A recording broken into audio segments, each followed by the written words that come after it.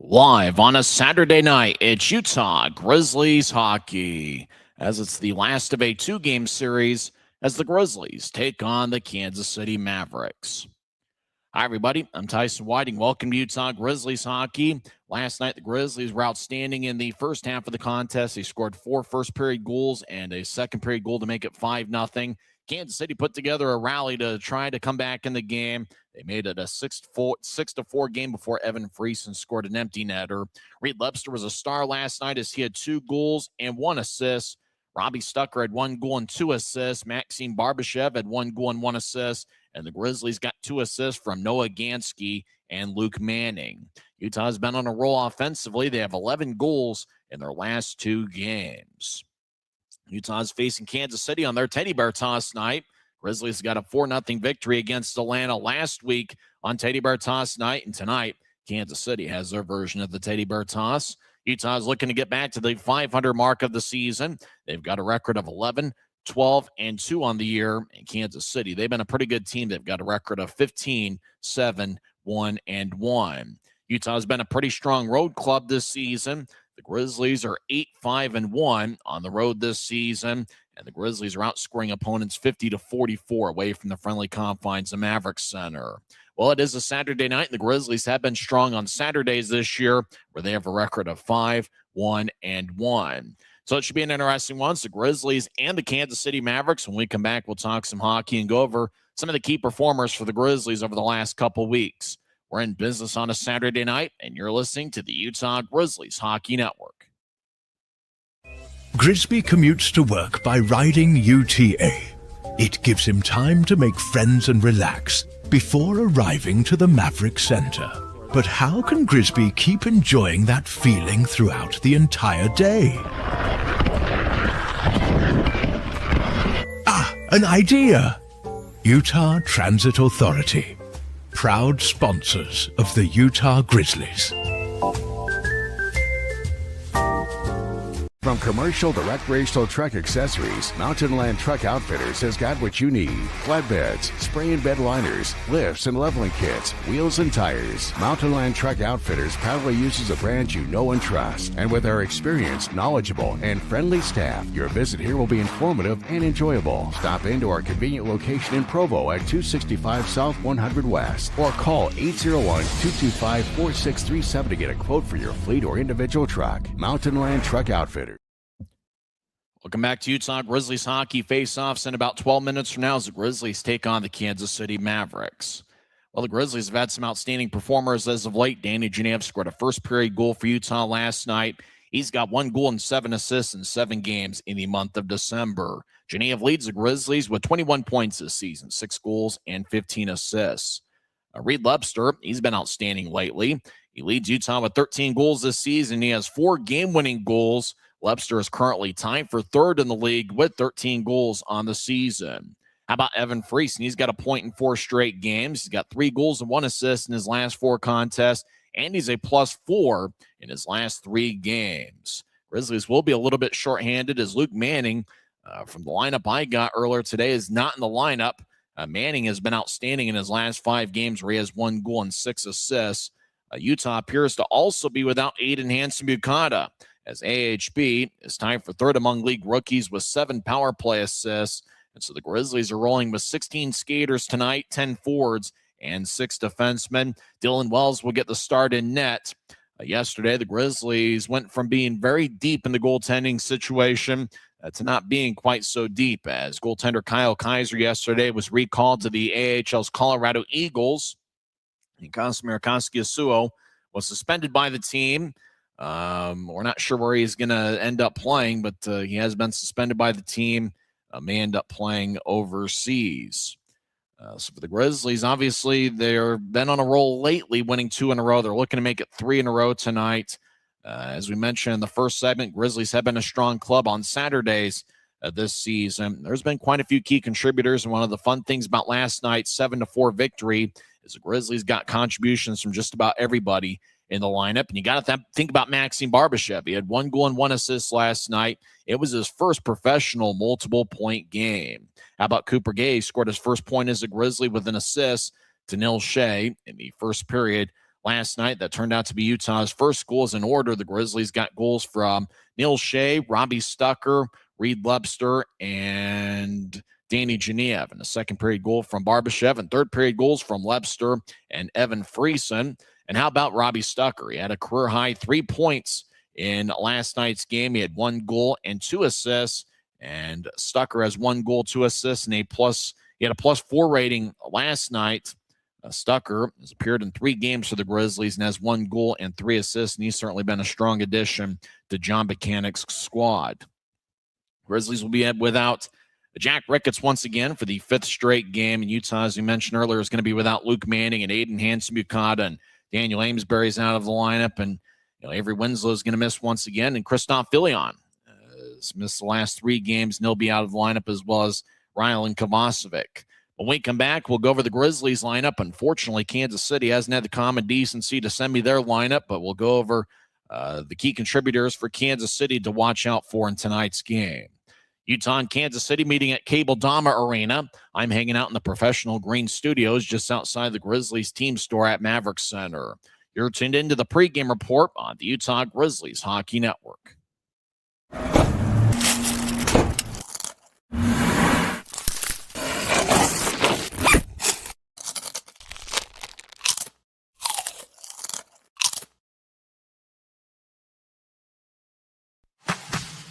Every new day is a chance to be kinder to your body and your mind. U of U Health is here to help you build strength and confidence every day. Let us help you be a better you. U of U Health, official health partner for the Utah Jazz, Utah Hockey Club, Utes Athletics, and the Utah Grizzlies. Take the first step today at uofuhealth.org. We're 20, and yeah, we're celebrating big. Because in 20 years, we didn't just make the gear. We made hockey cooler. They said we were too loud, too flashy, too different. They told us to tone it down. The Warriors don't tone it down. We go full throttle. And this is just the start. 20 years in, and we're just getting warmed up.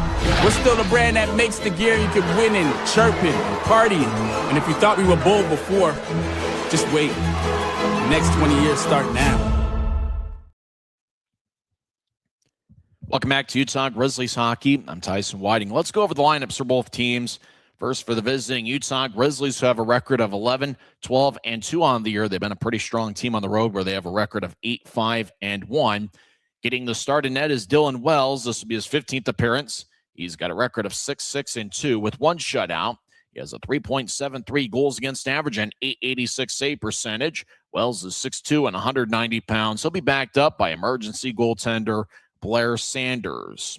As yesterday, Kyle Kaiser was recalled to Colorado, and Casimir Casasuo left the team, and we're not sure where he's going to end up. But he played in 1 game with Utah and picked up a shutout last Saturday against Atlanta. Unfortunately, we don't have the starters for either team, but we do know the Grizzlies will be rolling out with 10 forwards and 6 defensemen. The top forward line will include Tyler Gratton with John Gillette and Reed Lebster. Normally it'd be Luke Manning centering that forward line, but he is out of the Grizzlies lineup tonight. Second forward line from left to right includes Danny Genev, the first-year pro out of Penn State. He'll be lined up with Evan Friesen and Stepan Timofeyev. Third forward line includes Neil Shea, who's got a goal in back-to-back games. Shea's got a point in 3 straight games, and he is averaging over 4 shots per game as of late. And he'll be lined up with Riley Connors and Cooper Gay, and Maxim Barbashev is the 10th forward. 6 defensemen for the Grizzlies tonight. The top defensive pairing is Sage Weinstein and Christian Felton. Second defensive pairing is Luke Salem and Colby Enns, and Robbie Stucker is lined up with Noah Gansky. The forward scratches for the Grizzlies tonight include Rylan Kovacevic with Luke Manning, Christoph Filion, Daniel Amesbury, and Jack Ricketts. And the defensive scratches are Avery Winslow and Aiden Hansen-Bukata. So that's the 16 on the ice for the Grizzlies tonight. Unfortunately, let's see, the starters have just been announced on the ECHL app. The starters for the Grizzlies are going to be the forward line of Danny Genev with Evan Friesen and Stepan Timofeyev. And the starting defensive pairing is going to be Noah Gansky and Robbie Stucker. So that's the starters for the Grizzlies.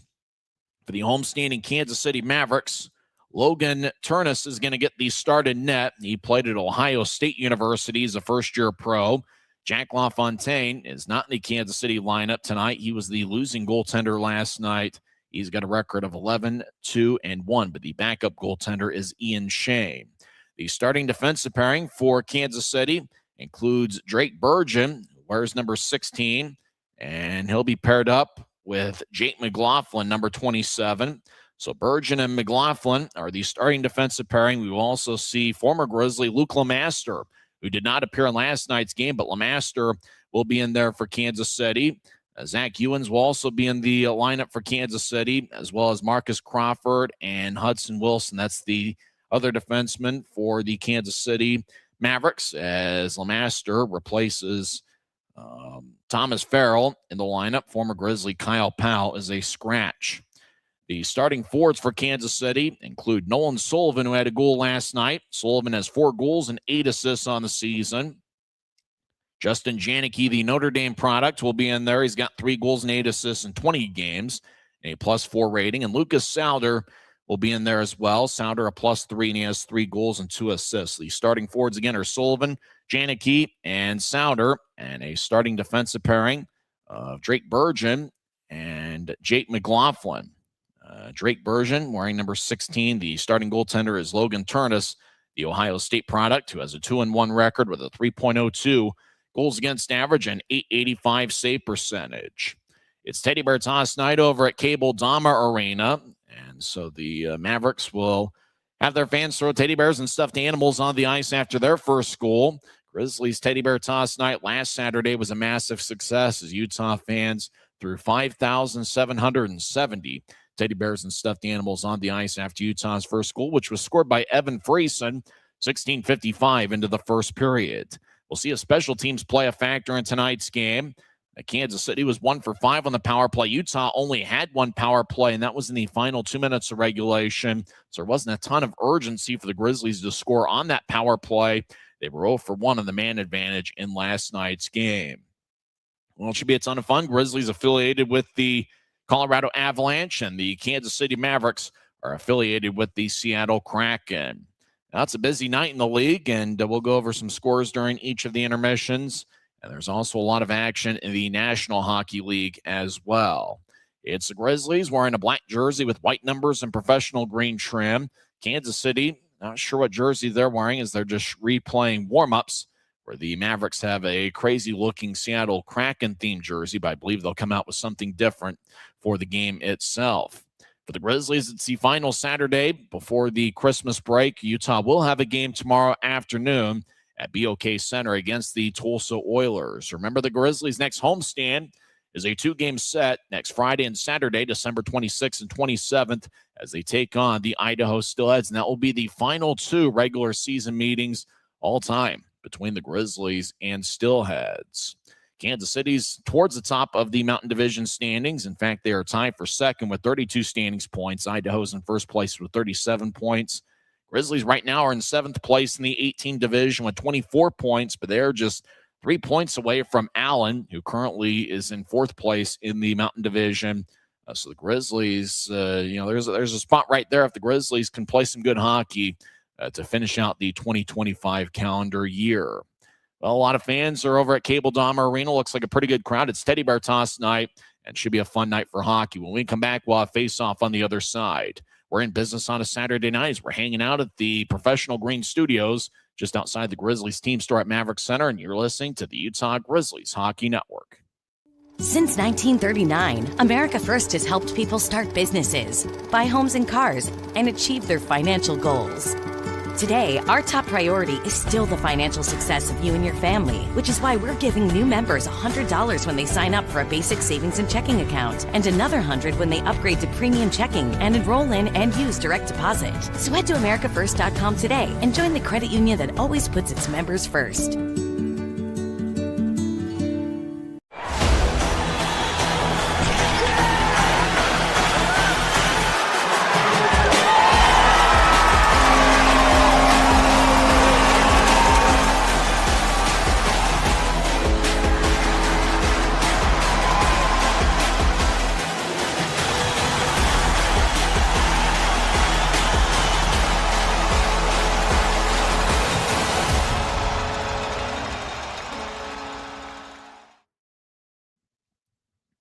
Great night for hockey as two big standings points are on the line as the Utah Grizzlies take on the Kansas City Mavericks in the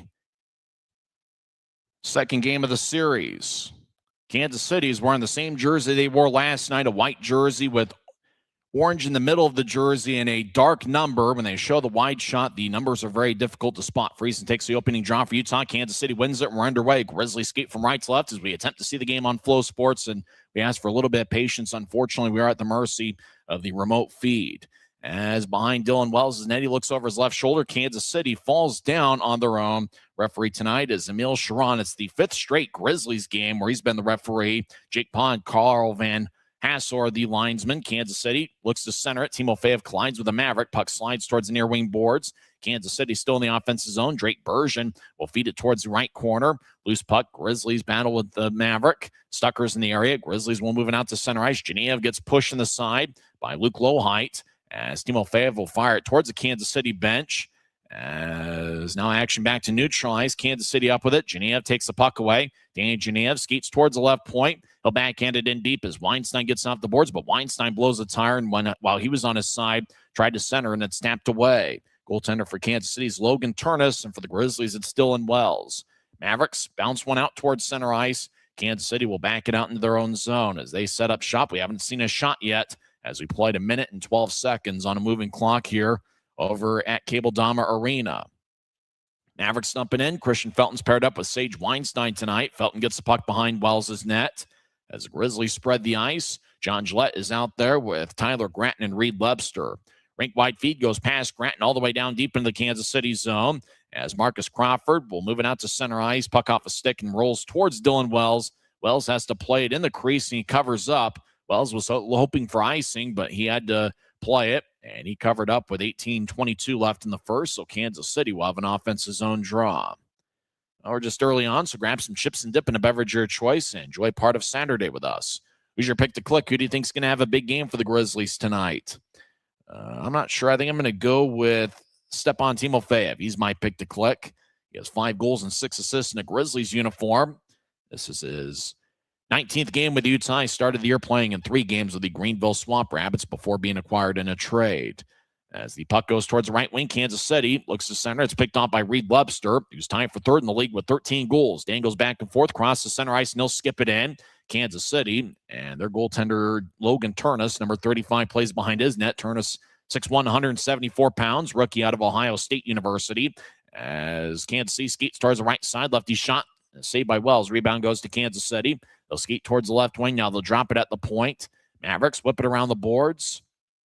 It's Kansas City dancing around. That might be Luke Lemaster, number 6. It was with the Grizzlies at the end of last season. Towards the beginning of this year, he was traded in a 3-way deal to Cincinnati. Dante Sheriff became a Grizzly, and then Sheriff was traded to Cincinnati for Timofeyev. Kansas City back in the left wing, dangling around in the high slot as Crawford, the righty, shot saved by Wells. And after the whistle, it looks like Riley Connors is getting after it with Nolan Sullivan. Connors says, "Get away from my goaltender," and Sullivan will skate away, but Riley Connors trying to protect the Utah netminder as the Mavericks have taken the first 2 shots of the game, 2.5 minutes in.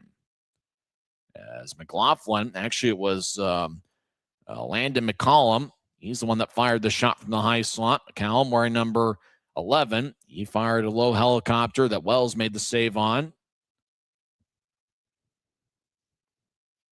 So draws give me the Grizzlies zone.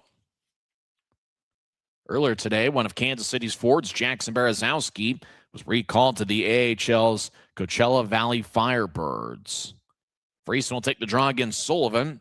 Sullivan, 4 goals in 24 games this season. It's his second full year as a Maverick. Puck towards the right wing. Robbie Stucker in the area. He delivers a push on a Kansas City player. Up top, Lemaster gets it back in deep. Lemaster was in training camp with the Grizzlies earlier this season and started the year playing one of the 3 games in the first weekend. Grizzlies were pretty deep defensively at that point. Barbashev enters the zone. He gets held up by Lemaster. Barbashev trying to muscle his way around Lemaster as Kansas City loses at center ice. 3 minutes in, no score. Kansas City has 2 shots. Grizzlies yet to fire away on Logan Turnus, the Kansas City goaltender. Mavericks skate around Kansas City's net. Grizzlies spread the ice. Kansas City slices one angle right off a stick. Grizzlies will pump it in as Barbashev over in the left point. He gets bounced from behind and in front of him. Grizzlies get it back deep into the Mavericks zone. Kansas City up with it. As Drake Bergeron, number 16, will slide it towards his right. Now number 21, Jimmy Glenn, moves the left wing pass and neutralized. Kansas City dumps it in. As Mavericks chase after it, they've got good team speed. Reed Webster will sky it out towards center ice. It bounced off the glove of Bergeron. Grizzlies gain the center red line and dump it in. The red line in Kansas City looks more like a blue line, orange, or it looks like an orange line. Orange is the main color of the Kansas City Mavericks. As Grizzlies towards the high slot, Cherniev lefty shot saved by Turnus, and he holds on as Utah's first shot of the game was taken by Danny Cherniev, who is second among all league rookies in shots on goal. Cherniev has 85 shots on goal coming into play tonight. And that might be the key forward line for the Grizzlies. Cherniev fired away, and Turnus made the save. Cherniev did play against Turnus quite a bit in the Big Ten. Cherniev, a member at Penn State, and Turnus when he was playing for Ohio State. Connors will take the draw. The Yale and St. Lawrence product. For Kansas City, it's Luke Lohide, who has 7 goals and 7 assists on the season. Mavericks win the draw in their white jerseys, white helmet. Orange in the middle of the jersey and an unfortunate dark number. It's tough to spot in the wide angle. Lohide will bounce one towards the left wing. Kansas City zips it around the boards. Marcus Crawford, number 15, gets the puck in the right corner.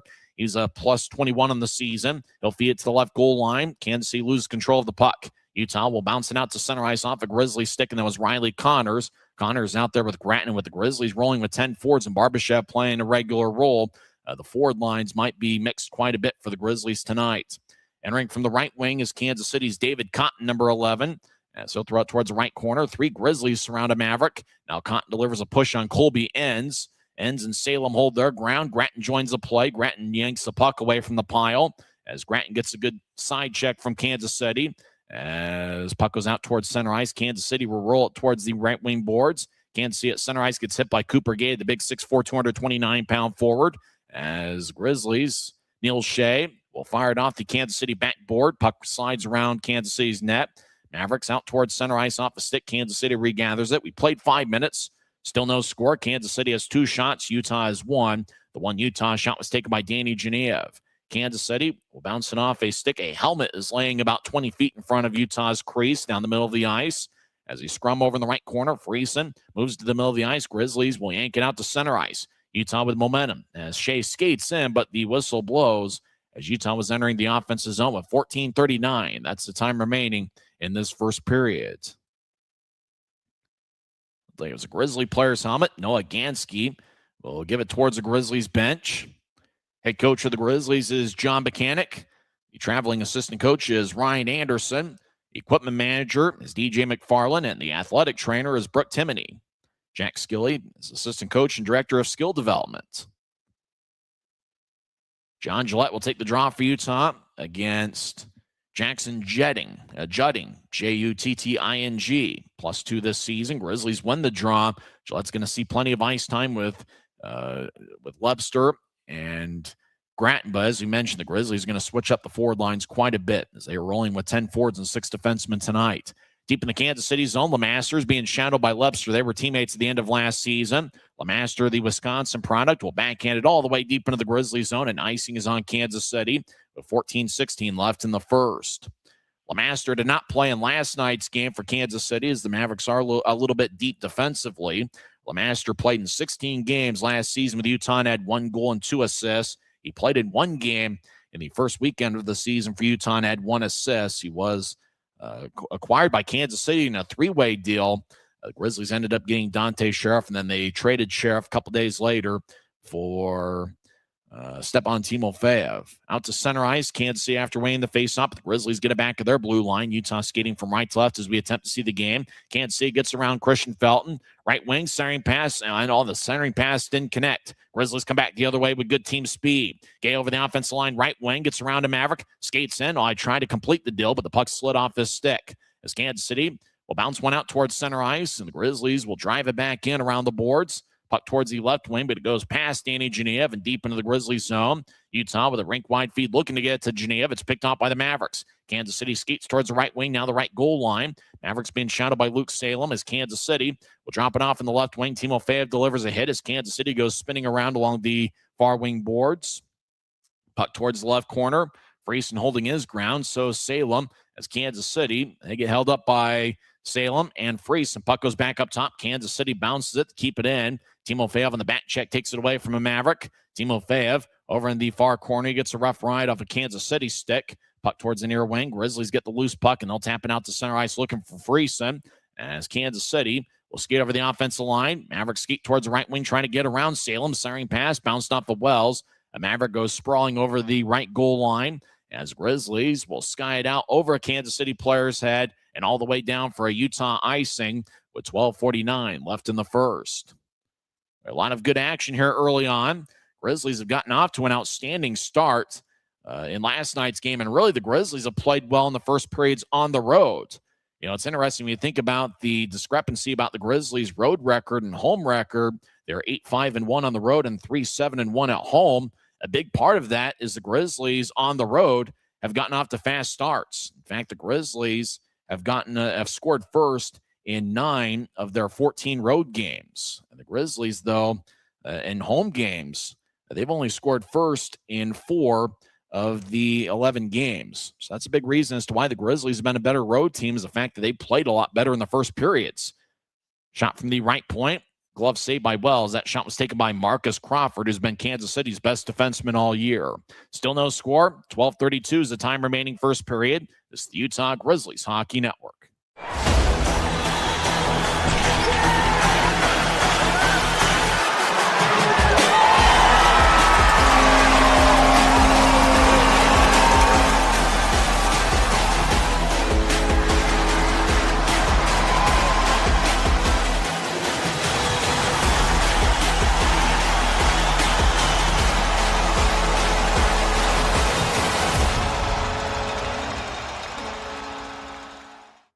Les Schwab changed the tire game more than 70 years ago.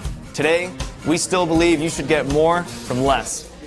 Like more hustle, less hassle. More of the best service around, less of the runaround. Because we include America's best tire warranty in every tire we sell. So you get more unbeatable warranty, less charging you extra. It's why we're more than proud to say, you get more from less. No score over in Kansas City. Both teams have had a couple good looks, but it's been a defensive-oriented first segment of play.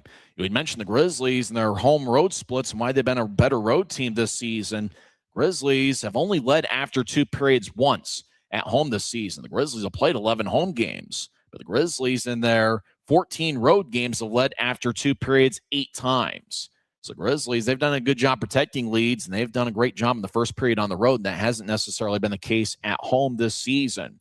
Grizzlies on the road, still no score. Kansas City's outshot Utah 3-1, 7.5 minutes in. Kansas City has the puck in the right goal line. Action in the Grizzlies zone. Kansas City feeds it towards the left point now across. Marcus Crawford, he'll helicopter one in wide, glove side on Wells. Breed Lepster gets the puck. He'll skate towards the corner, and he will globe it off the glass. Kansas City gets back checked by Utah. Now they're going to be able to get around Wells' net. Kansas City back towards the right wing as the Mavericks will zip it back around in deep. Wells looks over his right shoulder as Kansas City gets bounced in the corner by Noah Gansky, one of 6 defensemen for John Buchanan's crew tonight. As Stucker looking nearby, Stucker and Gansky reach a +4 last night. Wells looks over his right shoulders. There's a scrum over along the boards. Kansas City gets it back up top as the Mavericks dance around just outside the left circle. Righty shot, saved by Wells. Rebound might have hit the outside of the cage, far side. Grizzlies will race out towards center ice. Kansas City back defensively. 3-on-3, Grizzlies cross center. Robbie Stucker gets to the middle of the ice. Utah trying to get to Shea. It's tapped off a Kansas City stick. Shea rolls it behind Kansas City's net, and he'll retreat defensively. Mavericks have the puck. Kansas City's outshot Utah 4-1 here so far. Mavericks will bounce to the middle of the ice. Now they'll nudge it towards the right. Kansas City rink-wide feed towards the Grizzlies bench is connected, and Kansas City will dump it in as Connors chasing after along with Cooper Gay. As puck slides along the far wing boards, Barbashev moves it across. Action still in the Grizzlies zone. Utah in a black jersey, white numbers, white lettering, professional green trim. As Kansas City centers it, bounced off of Wells. Now right wing, righty shot. That one's blocked by Connors. Connors delivers a push in the right corner. Grizzlies skate from right to left as we see it on Flow Sports. Kansas City gets it back up top, but they couldn't reach it in the left point. Puck goes back to Neutrice. Loose puck. Kansas City will throw it back in as Utah gets it behind their own net. Grizzlies spread the ice. Both teams have been a little bit more patient with their approach here tonight. Grizzlies will zip one out, angle left off the boards as Christian Felton, he'll shovel it in, but kind of fanned on it. Didn't get it very far as Kansas City gets it back towards the left wing. Lefty shot. That one goes wide. Glove side on Wells. Now Kansas City gets it back towards the right wing. Friesen delivers a push along the near boards. Genev joins the play. So is Christian Felton. Kansas City dancing around as they look to center in the crease. It bounced off of Wells. Grizzlies come out with it. Utah bouncing off the boards. Now the Mavericks get it back in as behind Utah's net. Christian Felton gets hit from behind. Salem joins the play along with Evan Friesen. Genev looking nearby with Timofeyev as Timofeyev gets it towards Genev. Grizzlies on the attack. Utah 2-on-2 crosses center ice. Timofeyev gets bounced towards the boards. Genev trying to get to Timofeyev. Kansas City got a stick in the way as Genev trying to muscle his way around to Maverick right wing. Now the puck's up top. Across to Stucker, one-timer, and that one's blocked. He got blocked before it got towards Logan Turnus, the Kansas City goaltender tonight. Kansas City will nudge it ahead. Mavericks get to the right wing, crossing center ice, 2-on-2. Mavericks over the offensive line, but they're offside as Chase Brand got in before Jimmy Glenn could come in with the puck. 9:28 left in the first, still no score. Kansas City with a bit of a shot advantage. This is the Utah Grizzlies Hockey Network. Les Schwab changed the tire game more than 70 years ago. Today, we still believe you should get more from less. Like more hustle, less hassle. More of the best service around, less of the runaround. Because we include America's best tire warranty in every tire we sell. So you get more unbeatable warranty, less charging you extra. It's why we're more than proud to say, you get more from less.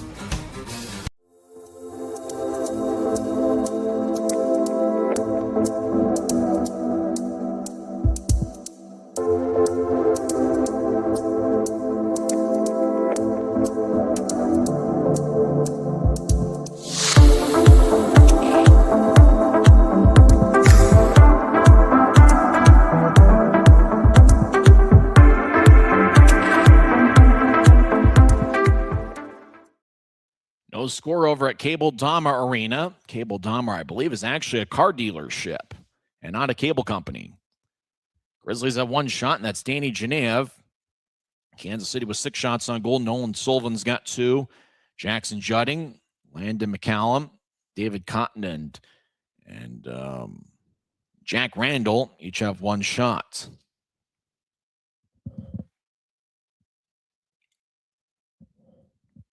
So the draw is going to be in the Grizzlies zone. Actually, it's going to be at neutral ice after Kansas City was called for offside. Turnus wearing his Ohio State mask. Grizzlies enter the offensive zone. Right side. Righty shot, save, rebound goes to Kansas City in the crease. And the Mavericks will sky it over Stucker's head. Puck will slide towards Wells, but it ends up towards the crease. So the Grizzlies have to play it. No icing. As Gillette gets spun around, the first-year product out of Holy Cross. As Stucker gets the puck. Stucker skates north-south. He's been with a few teams in this league. Second stint with the Grizzlies. Holds onto the puck. Now he moves to the middle of the ice, but it was overled for Cooper Gay. As the Mavericks get it back towards their line. Now they're backing out. We're skating 5-on-5. Both teams pretty patient with their approach tonight. Crawford will loft one towards Wells. He gloves it. And the whistle blows as looked like now Marcus Crawford, Tyler Gratton. Gratton playing the role of an offensive lineman, keeping low height and Crawford away from Wells. Kansas City knows that the Grizzlies don't have a backup goaltender tonight. Blair Sanders is the emergency backup, and with that, the Grizzlies are going to be a little bit extra protective of their goaltender, and Kansas City knows that the Grizzlies have an e-bug, and so they might, nudge into Wells here and there and might see if they can get him off his game a little bit. As Kansas City up to 7 shots, Grizzlies have 2. And Tyler Gratton certainly playing the role as this team captain as he's leading the charge and making sure that nobody on the Kansas City side gets near Dylan Wells. Connors will take the draw for Utah against Luke Lowhite. 7 goals and 7 assists this season. Kansas City's been pretty balanced with their offensive attack. Not too many great performers. Judding does have 11 goals in 24 games. Mavericks win the draw as they skate towards the right corner. Still no score. Kansas City's outshot Utah 7-2. About 8.5 minutes left in the first period. Grizzlies along the near wing boards. Connors gets it towards center ice. Neil Shea will skip it on one hop to Turnus, and he will cover up as the Grizzlies chasing after it. So Utah does get an offensive zone drawn. That is considered a shot by Neil Shea, and he fires at goaltenders early and often. Shea has 39 shots over his last 8 games, an average of just about 5 per game. And he is averaging close to 4 shots per game, 67 shots in 19 games this season. Turnus in his Ohio State gear, his helmet at least. And I believe his pads also have Ohio State colors. Connors take the draw against Judding. Draw won by Kansas City as the puck lays in the near corner.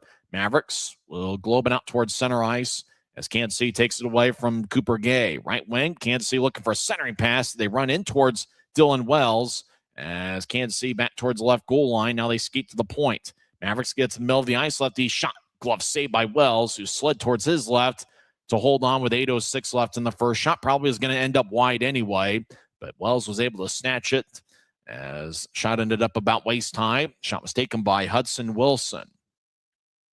McCallum over towards Wilson in his one-timer as Wells made a glove save. Hard to say. Some teams won't give that a shot, but it looked like they gave a shot to Hudson Wilson.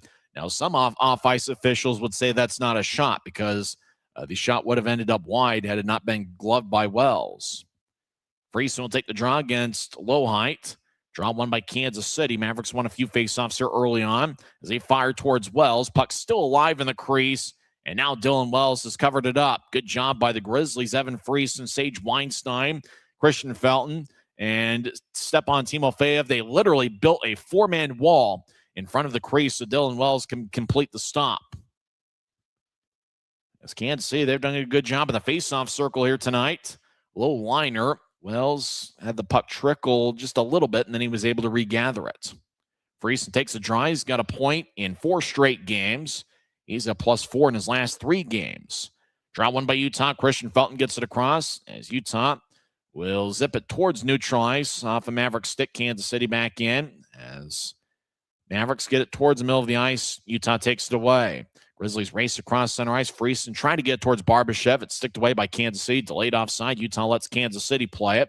Mavericks out towards center ice left wing. Grizzlies back defensively. Kansas City will plop one in as Christian Felton delivers a push on a Maverick. Weinstein gets to Barbashev, number 92, brother of the Barbashev who plays for the Vegas Golden Knights, Ivan Barbashev.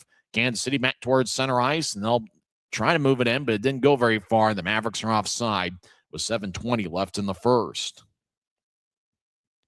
If you joined us late, Grizzlies are a little bit shorthanded tonight. Luke Manning, not sure what happened to him, but he's out of the lineup. Aiden Hansen-Bucott is also out. And the Grizzlies have been without Avery Winslow for most of the year, as well as Ryan Kovacevic, Christoph Villian. Daniel Amesbury's only played in that 1 game, and Jack Ricketts is out once again. I think this is Ricketts' 5th straight game that he's missed, and Ricketts been one of the best rookie forwards in the league. Gillette will take the drives out there with Lubster and Genev. As draw kind of bounces off a couple sticks. Gillette trying to hold his ground. Puck ends up with Lubster. He'll bounce one towards Genev at the Kansas City line. Mavericks brush it away from him. Kansas City will spread the ice. They feed a right wing pass out to center ice. Big time collision as a Maverick dumped it in, and they spilt a Grizzly towards the ice. Gillette delivers a check. Gansky holds his ground along the boards. Gillette gets hit from behind. Kansas City comes out with the puck. Now Utah battles over in the left circle. Puck goes up top. Marcus Crawford has a tap off his stick. Grizzlies start the attack 2-on-1. Genev skates towards the left wing, dangling back and forth. I try to feed it towards his right. Kansas City got a stick in the way. Behind Kansas City's net, puck slides towards the near wing boards.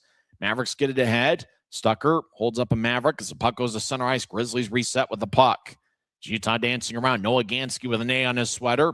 We'll get it across towards Stucker. Skates down the middle of the ice. Stucker fakes to his left. Now he'll move a left wing pass off the boards. Grizzlies skate over the offense line. Connors gets around one Maverick. Backhands it out in front. Righty shot. Saved by Turnus. Boy, Connors with a beautiful backhand dish down the middle of the ice to Lebster. Lebster fired away, but Logan Turnus made what should be the biggest save of his game so far. And we're still scoreless. Boy, Danny Genev's hustle's been outstanding. Maybe had a shooting angle, then looked like he was going to toe drag and maybe take the shot himself, and McLaughlin made the play. And then Connors bounced one off of Turnus on towards Lebster. Lebster kind of fired a changeup on Turnus, and the rookie goaltender was able to make the stop. Grizzlies up to 4 shots. Kansas City has 8. We're still looking for the game's first goal about 14 minutes in. Kansas City has the puck deep in their own zone as the Mavericks spread the ice, led by Tad O'Had, their 6-year head coach. As Grattan spins around to Maverick, Connors takes the puck. First full season as a pro. Matt Connors had 2 goals and 8 assists for Colorado in the American League earlier this season. Grizzlies get it back around Kansas City's net. Well, Utah's playing hard once again tonight. Connors, tough angled shot saved by Turnus. Rebound goes all the way out to neutral ice. Grizzlies will zip it around the boards. Turnus plays behind his net with good hands. As Mavericks once again spread the ice. Both teams pretty patient with their approach. It's teddy bear toss tonight over in Kansas City as the Mavericks are looking to score and get the teddy bears thrown on the ice. Casey Crew gets around Friesen. Now he skates towards the left wing. Stopped as he was being shadowed by Felton. Centering past Grizzlies. Will tap it off the near wing boards out to center ice. It goes into the Kansas City zone. No icing as the Mavericks will feed a left wing pass. The tattoos off the boards. Weinstein gets the puck. He'll zip it across. Utah ahead to center ice. Grizzlies will backhand it ahead. Friesen gets the puck. He's at the right goal line. Drops it off as Gratton couldn't hold on. I make that Shea couldn't hold it on. The Grizzlies really are switching the forward lines quite a bit. It's not the same three-man forward line really on any particular shift as the Grizzlies are mixing all 10 guys just about equally. Kansas City gains center ice down the middle, and they'll right-hand it in as it flies over Wells' head. As Grizzlies will tattoo it off the boards out to center ice. Puck slides to the Kansas City line. Mavericks come up with it. Grizzlies will hit the reset button and get 5 fresh skaters on the ice. Mavericks skate towards the right goal line. Sharp angled shot hits the side of the net. Now the Mavericks chip it back towards the left wing. Kansas City will drop it off in the left point as they skate towards the corner. Stucker skates towards the puck along with Gansky as Kansas City's Casey Carew gets pushed by Gansky. Gansky, the former Fort Wayne Comet. Lebster, the second-year pro, joins the play as the puck slides back towards the right wing. Kansas City moves it across. It does Drake Bergen as Kansas City back towards the left wing. Now the Mavericks over in the high slot. They'll feed it towards their left. Left wing lefty shot. Wells might have gotten a piece of it with his glove as Mavericks back towards the right wing. Less than 4 minutes left in the first period. Still no score. Kansas City gets out towards the right wing. They try to find a cutter out in front, and the pass was overled. Back behind Utah's net, Robbie Stucker gets the puck, and he'll zip one off the near wing boards. Grizzlies skate from right to left here in the period. Lebster will backhand it towards the Kansas City zone. Mavericks come up with the puck. As behind the net is a Maverick that might be Justin Janicki. Out towards center ice, gets around one Grizzly, crosses center ice, and he'll zip it around the wall. Wells cuts it off behind his net. As he'll slide it along the wall towards the near side. Cooper Gay moves to his right. Grizzlies over the offensive line with momentum. Centering pass couldn't be connected, and Kansas City clears it back to center. Salem zips it back around the boards, and the Mavericks back towards the near corner get it ahead. Kansas City races out towards center ice with good team speed. Mavericks over the offensive line as Lucas Sauter dumps it in. Puck goes towards the right wing. Now back to the left. It's Kansas City. Will skate towards the left point. Puck's brushed up top. Marcus Crawford, righty shot. That's blocked. Kansas City back towards the left wing. They get it in deep of the Grizzlies zone. It's Kansas City just brushes it towards the right wing wall. Still no score. Grizzlies come up with the puck. About 2 minutes and 44 seconds. Right wing lefty shot saved by Wells.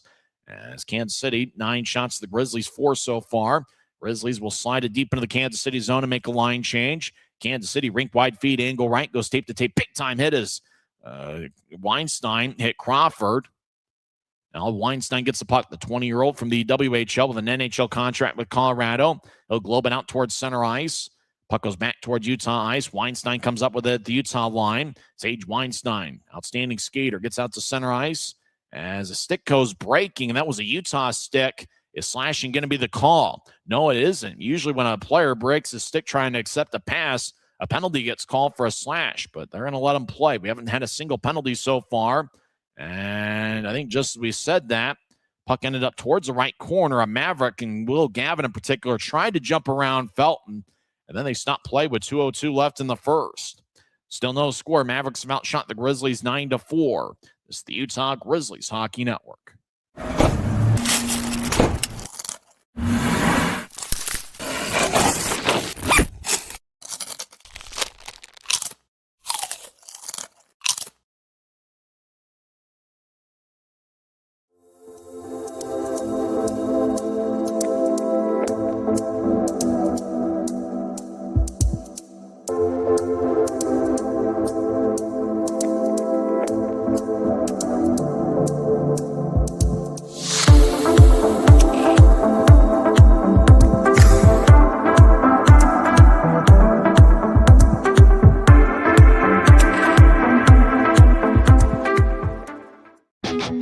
Mavericks' new bean-to-cup machines always deliver a freshly ground cup of coffee on demand, so you can enjoy any of our premium roasts at their best, day or night, hot or iced.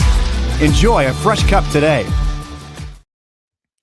Still no score late in the first period. About 2 minutes left in the first. Grizzlies have 4 shots. Nobody has more than one so far. Gansky, Shea, Lebster, and Genev each have 1 shot. For Kansas City, Jackson Judding and Landon McCallum, as well as Nolan Sullivan, each have 2 shots, and 3 other Mavericks with 1 shot. As puck's at neutral ice, John Gillette will take the draw against Luke Lowhite. We may see Gillette take a ton of the key face-offs as he's essentially replacing Luke Manning's spot in the lineup, although Gillette has been playing every game as Manning is out of the Grizzlies lineup. We're not sure why he's out or how long he will be out, but Manning is out here tonight. Aiden Hans-Bukadu, who played last night, is also out, so the Grizzlies are rolling with 16 skaters, 10 forwards, and 6 defensemen. Kansas City out to center ice. They'll dump it in. Wells lets a Maverick play it. Now Kansas City gets towards the left wing. As we got about a minute and a half left in the first period, Webster gets sandwiched along the far corner as the Grizzlies skate from right to left in the first period. Utah feeds to the middle of the ice. A Stucker will bounce one towards the left wing. Shea gets to the center orange line and dumps it in. The center red line looks pretty orange. Actually, they say that Shea didn't gain center ice, and so icing is on Utah as former Grizzly Luke Lemaster picks up the puck and gets it to a linesman. Kansas City led by Tando Had, who's in his 6th season. We mentioned the record. They were pretty much a 500 club in his first 3 seasons behind the bench, and they're about 70 games over 500 since the beginning of the 2023-24 season. The only thing that really changed was Kansas City became an affiliate of the Seattle Kraken. As draw one by Kansas City, they're over in the left point as Cooper Gay delivers a push, but Kansas City is able to get it deep into the left corner. As we're skating 5-on-5, we haven't had a single penalty that we've noticed early in this game. As Kansas City looked to center, it glanced off a stick as a Grizzly might have lifted a Kansas City stick to make sure they couldn't get the centering pass in front of the crease. As back towards the far wing, Grizzlies will ricochet it off the boards. Kansas City gets it back in their line. As Mavericks dance around, Grizzlies spread the ice. They might be making a line change away from the play, or away from the screen, that is.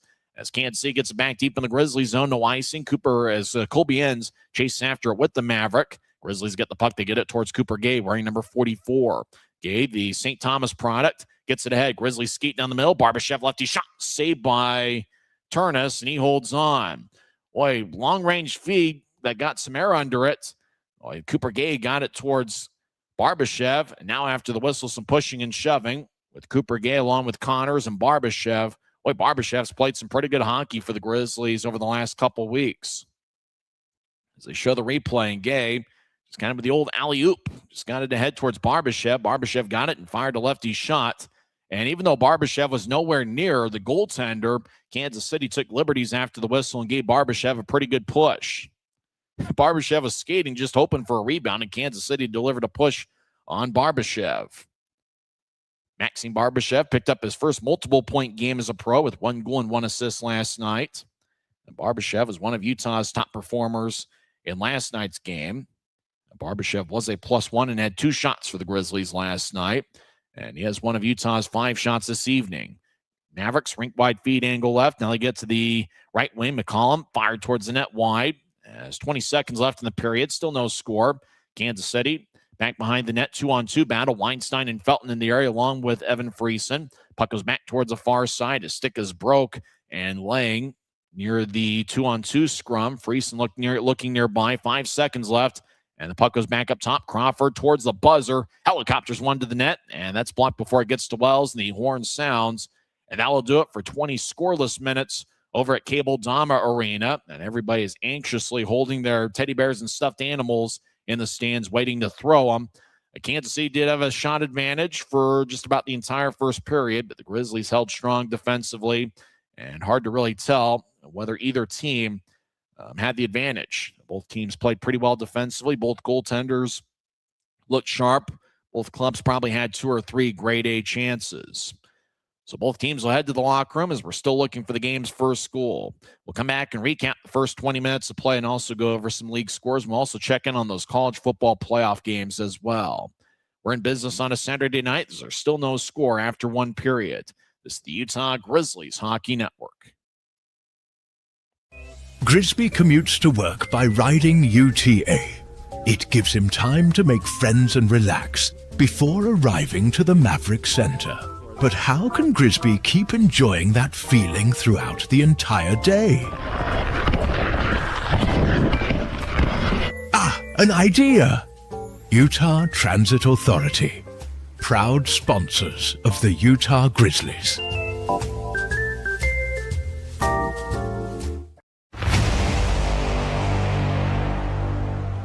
Tonight's game is brought to you by the ECHL, celebrating its 38th season of affordable family entertainment.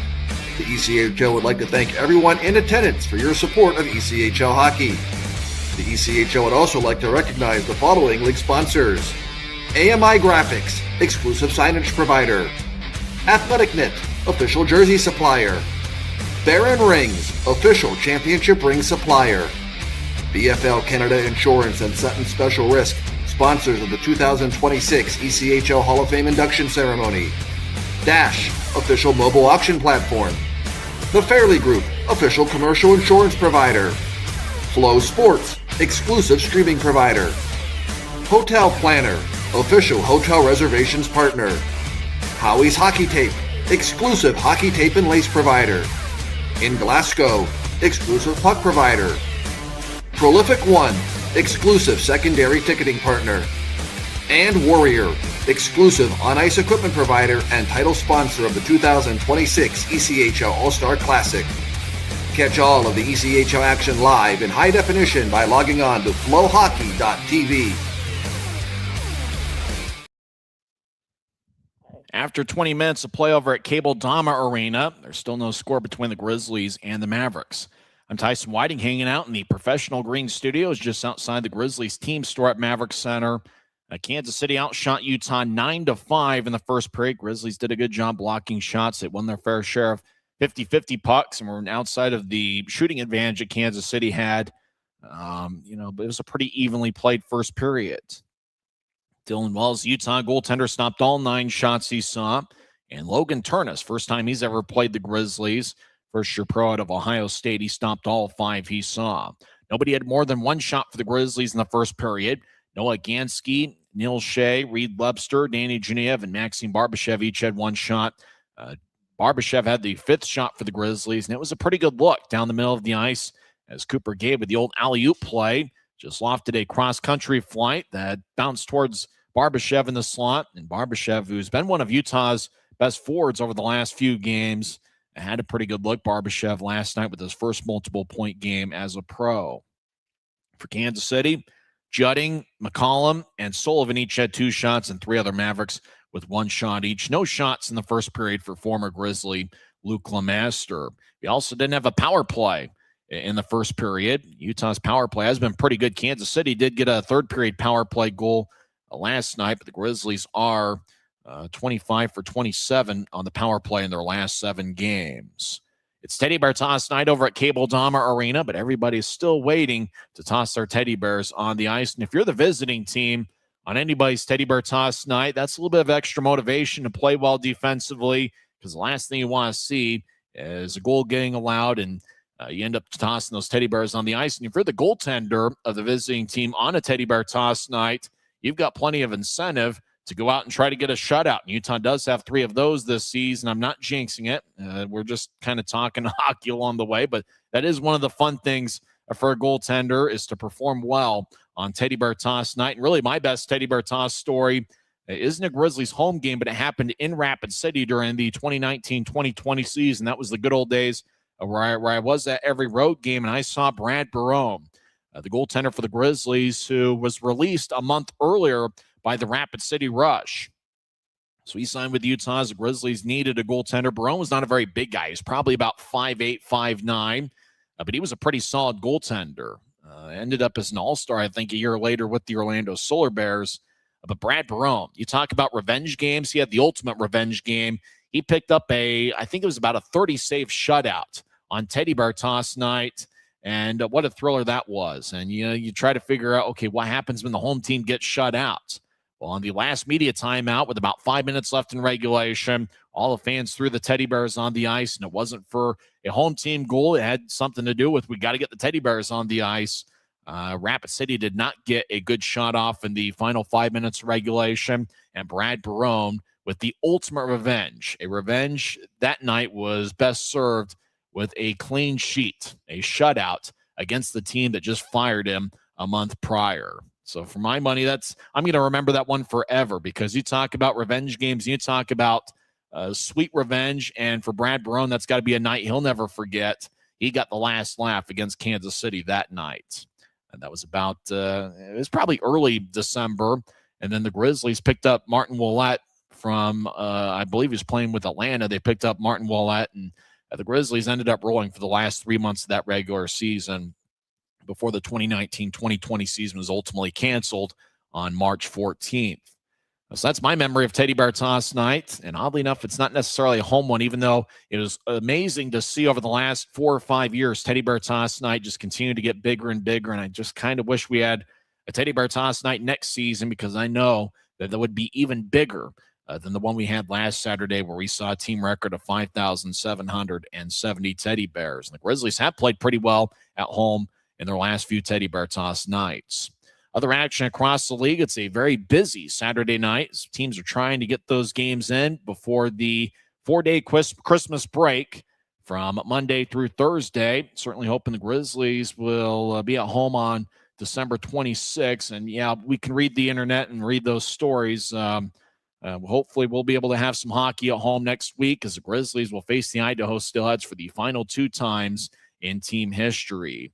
Other action across the 4-letter league, Trois-Rivières shuts out Maine 3-0, as Trois-Rivières outshot Maine 30-27. Interesting battle going on at Bon Secours Wellness Arena. Guy Krenz and Jared Youngman's Atlanta Gladiators are tied at 1 with the Greenville Swamp Rabbits. 2 teams the Grizzlies have faced this season. Atlanta is 17-6 on the year. Greenville is 11-9-3.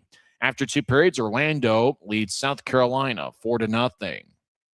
After 2 periods, Jeff Carr's Norfolk Admirals lead Worcester 1-0. After 1 period, Reading leads Adirondack. Reading and Adirondack are tied at 1. Also, after 1 period, Weiss has scored for Greensboro 2:32 in. Greensboro leads Wheeling 1-0. Also, after 1 period, Florida and Savannah are tied at 1. Former Grizzly goaltender Will Cranley is in net for Florida, and he has saved 15 of 16 through the first period. Former Grizzly Taryn Fizer is also a star on that Florida squad. And if I saw it right, it looked like the people who own the Florida Everblades were the ones that bought the Pittsburgh Penguins. They've been talking about that a little bit online as well. Late first period, Iowa and Toledo are tied at 1. About 6 minutes in, Reese has a goal for Fort Wayne, as the Comets lead the Cincinnati Cyclones 1-0. After 1 period, Kalamazoo and Bloomington, actually that game is just getting underway. Kalamazoo and Bloomington just getting underway, no score. Kalamazoo is led by former Grizzly defenseman and first-team All-League Derek Dashke from last season, and Griffin Ness, who's making his second appearance with the K-Wings. Ness was traded to Kalamazoo to complete the future considerations portion of the deal when Utah acquired Luke Salem in August.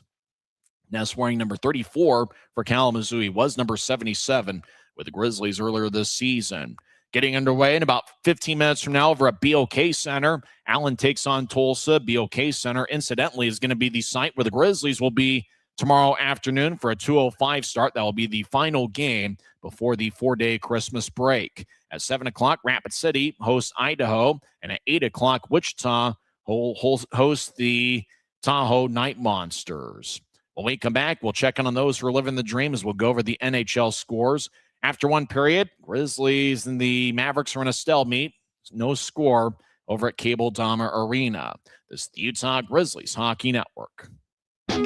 Mavericks' new bean-to-cup machines always deliver a freshly ground cup of coffee on demand, so you can enjoy any of our premium roasts at their best, day or night, hot or iced. Enjoy a fresh cup today.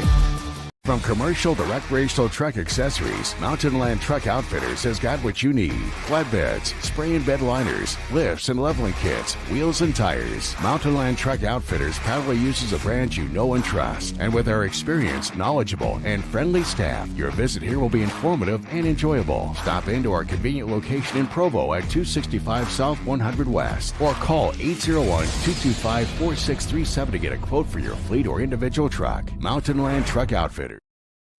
Welcome back to Utah Grizzlies Hockey. I'm Tyson Whiting.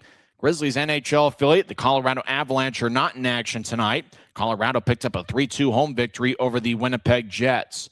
On Sunday, Colorado is on the road to take on the Minnesota Wild. That game will be at 4 o'clock. The Utah Mammoth are also not in action tonight. Mammoth lost 2-1 to the New Jersey Devils, and that was at Delta Center. Tomorrow, the Mammoth hosts the Winnipeg Jets. Oddly enough, Winnipeg's off to a slow start this season with a record of 15-17-2. The Mammoth are a 500 club with a record of 17-17-3, and Utah is 5-5 over their last 10 games. Few finals in the National Hockey League. Games are played earlier today. Rangers got a shootout victory over the Flyers, 5-4 the final. Panarin scored the shootout game winner. Red Wings over the Capitals, 5-2. In a high-scoring affair, Senators defeat the Blackhawks 6-4, and the Wild get a 5-2 victory over the Edmonton Oilers. Games in progress. Islanders and Sabres are currently headed to a shootout. That game is tied at 2. After 2 periods, Blues lead the Panthers 3-2. Panthers have outshot the Blues 21-15. Late first period, Canucks and Bruins are tied at 1. Also late first period, Canadians lead the Penguins 2-0. After 1 period, Hurricanes lead the Lightning 3-0. As Carolina 3 goals on 10 shots. Former Grizzlies Charles-Edouard Dastou is in the lineup for the Lightning, and despite allowing 3 goals in the first period, Dastou is an even in the plus-minus category. He has played 5 minutes and 14 seconds, has 6 shifts, and has 1 giveaway for the Lightning as Carolina leads Tampa 3-0. After 1 period, Toronto got a goal from Nicholas Waugh as Toronto leads Nashville 1-0. Getting underway at 8 o'clock, Golden Knights are at the Flames, Blue Jackets are at the Ducks, and the Kraken, the NHL affiliate of the Kansas City Mavericks, they're on the road to take on the San Jose Sharks. As the Zamboni is on the ice, it's Teddy Bartos night. Looks like a really good Saturday night crowd over at Cable Dahmer Arena. We're still waiting for the first goal of the game, as both goaltenders and both defensive units were on point, and both teams seem to play with a pretty patient approach. Just about everybody is playing a 3-3 this weekend, and Kansas City's no different. The Mavericks will be at home hosting the Allen Americans tomorrow, and the Grizzlies will be on the road taking on the Tulsa Oilers. So believe it or not, after the Grizzlies have played a back-to-back in Kansas City, they get on a bus and travel to Tulsa. I think it's a couple hours away, and then have to play at 3 o'clock locally. It's 2 o'clock in the Mountain Time Zone. We'll come back and have second period action. We'll see what happens in the second frame. Grizzlies have been a pretty good second period club this season. I'm still looking for the game's first goal. Utah has done a good job at getting off to leads on the road this season. When tied after 2 periods, Grizzlies are 3-5 on the year. But it's certainly a big difference when the Grizzlies are leading or tied after 2 periods. In fact, Utah has a record of 11-2-2 when they're either leading or tied after 2 periods. When they are trailing after 2 periods this year, the Grizzlies have a record of 0-10. So it's certainly important for the Grizzlies to play well in the second period and to be either tied or have a lead after the next 20 minutes of play. We'll come back and have the second period on the other side. You've been tuned into the first intermission report on the Utah Grizzlies Hockey Network.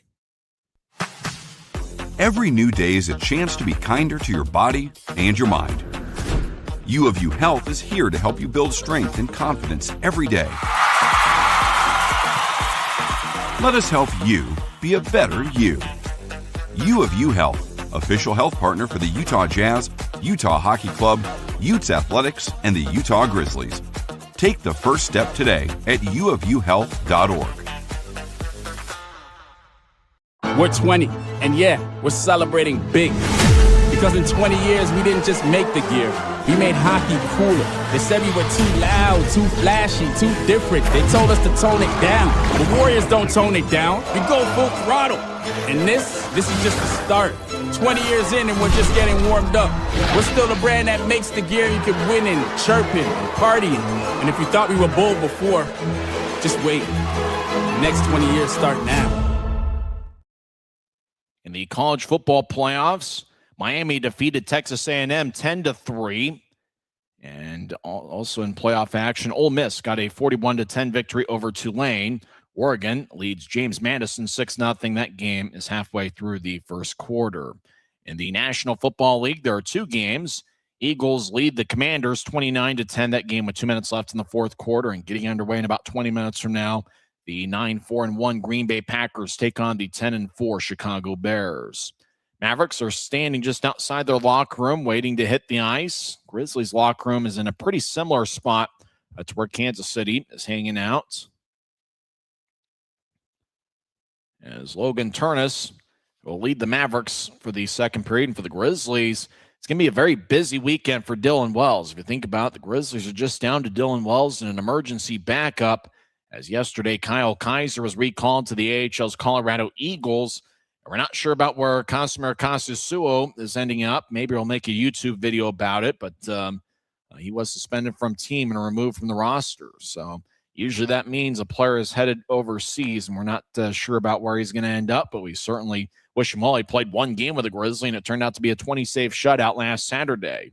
Turnus leads the Mavericks out to start the second period. The Grizzlies are somewhere hitting the Cable Dahmer Arena ice as well. So still no score heading into the second period for Logan Turnus. He played with two different colleges. He was at the University of Yukon from 2021 through 2023. Spent the last 2 years at The Ohio State University, where he racked up a record of 23, 22, and 4. Last year, he had a .917 save percentage.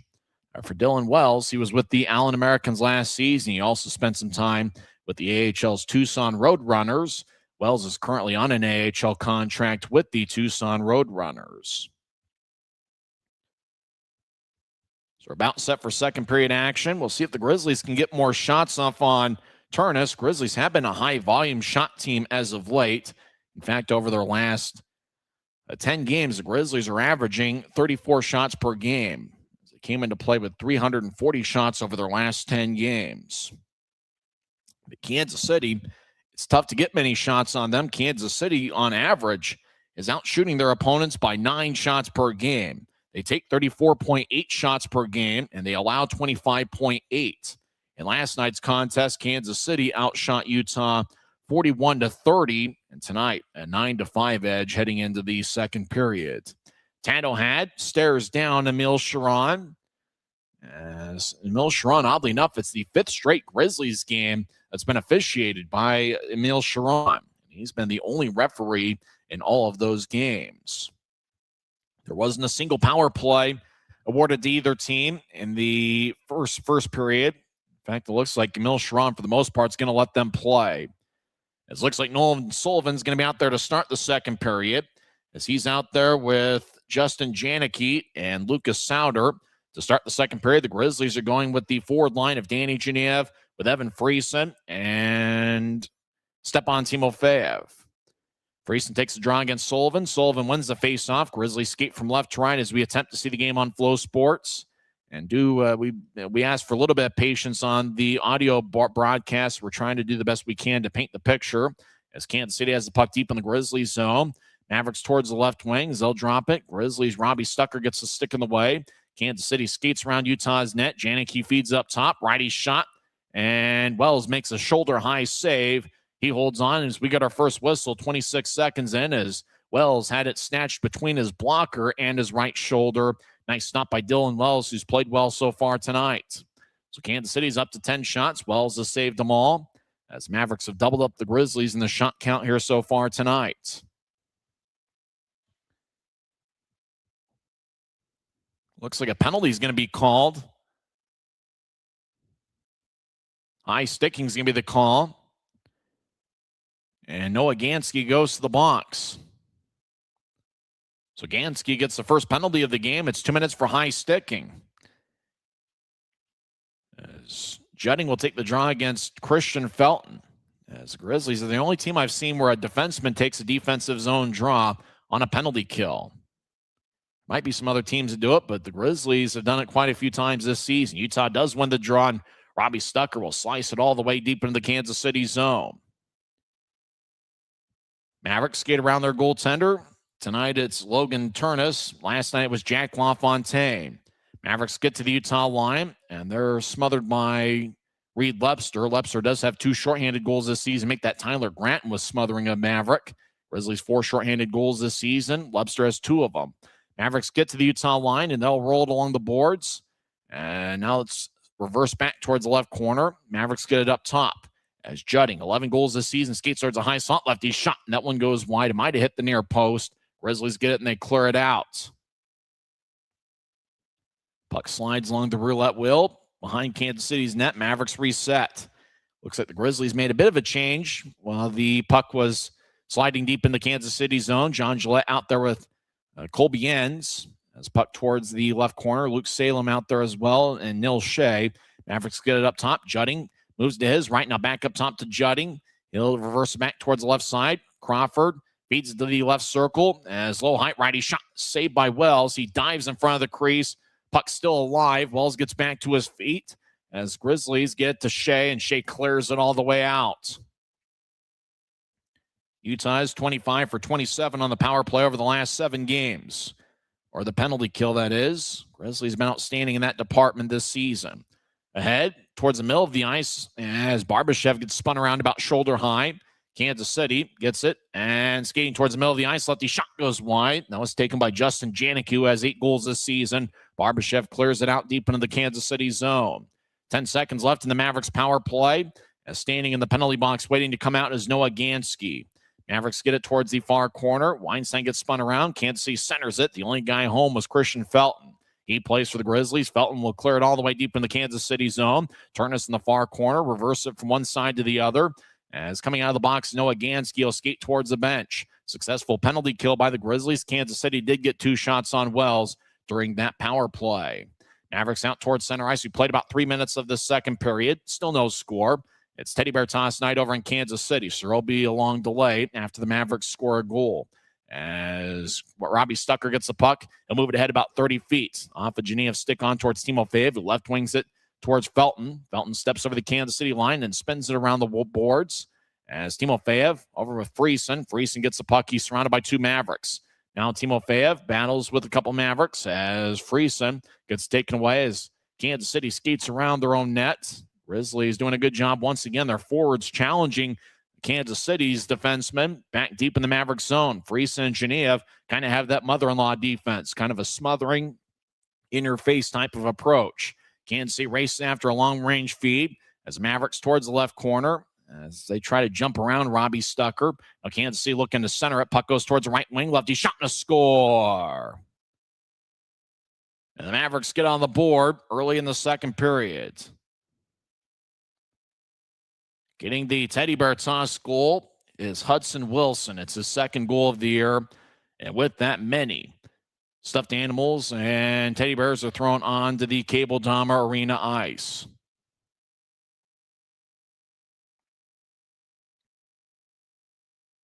So Hudson Wilson gets the Teddy Bear toss goal. The lights go flickering on and off continually as a big blue turtle gets thrown on the ice. And with that, the Mavericks people are very slow to come out and start collecting the teddy bears. Whoever's doing game ops has to be embarrassed at how slowly they are getting the teddy bears collected and trying to get them off the ice. Grizzlies crew did an outstanding job last Saturday in collecting the teddy bears in as much of a timely manner as they could. And now it looks like they're just putting all the teddy bears towards the center of the ice. And it looks like the Mavericks players are doing most of the cleaning, and who knows where the game day workers are for Kansas City. It looks like most of them are just barely getting on the ice a good couple minutes after the goal was scored. They show the replay of the goal. Kansas City was able to get towards the left wing. As Stucker trying to hold his ground. Gansky's out there with Stucker. It's been a strong defensive pairing. Puck ended up towards the right wing with momentum. Hudson Wilson fired it stick side past Wells. It looks like Will Gavin, who scored his second professional goal last night and first as a Maverick, got it towards the right wing. Wilson was all alone, just a quick wrist shot, stick side past Wells. And with that, all the teddy bears and stuffed animals, and they're still throwing them on the ice.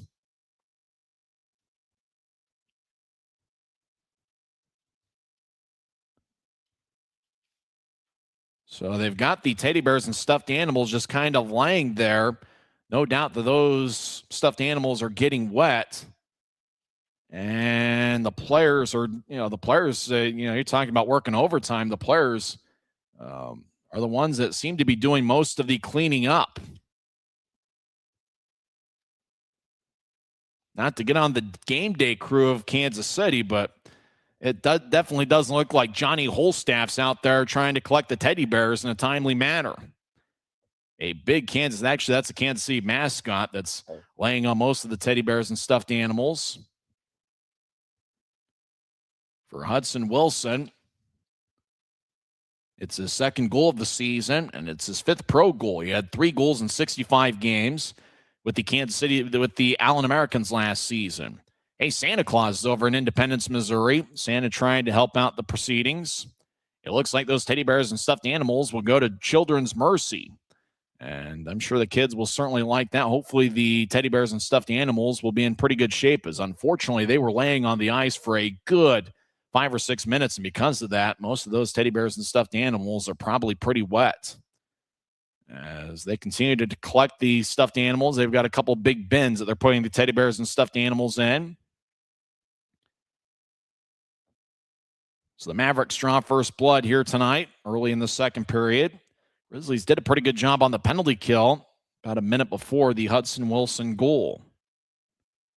The Kansas City mascot is not helping out at all. In fact, the Kansas City mascot's just acting as if he's one of the teddy bears and stuffed animals.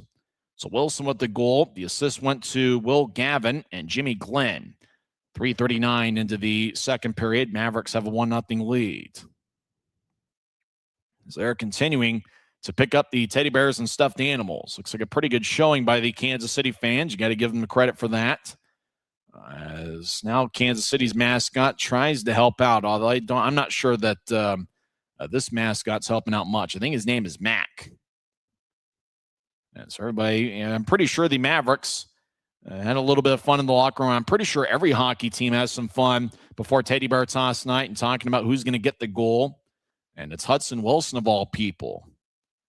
Jake McLaughlin, Will Glenn talking things over. Actually, it's Jimmy Glenn. As a guy in an orange mohawk is rolling the teddy bears and stuffed animals off the ice. Teddy bears of all shapes, sizes, and colors. In fact, they all look pretty similar to the teddy bears and stuffed animals that were thrown at Maverick Center last week. And now the Grizzlies are getting out towards New Tri, stretching and trying to get back, as looks like they've got just about all the teddy bears and stuffed animals rolled out. Mac, the Kansas City mascot. And if that's not his name, then it is now. He waves with a stuffed animal. That one is going to go to Children's Mercy, it appears, over in the Kansas City area. And it looks like we'll finally get back to live hockey as Hudson Wilson is the Teddy Bear Toss goal scorer for Kansas City. He scored 3:39 into the second period.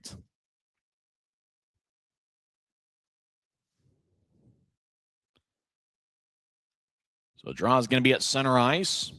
You'll see if the Grizzlies respond, although the goal happened so long ago that the momentum doesn't really carry over.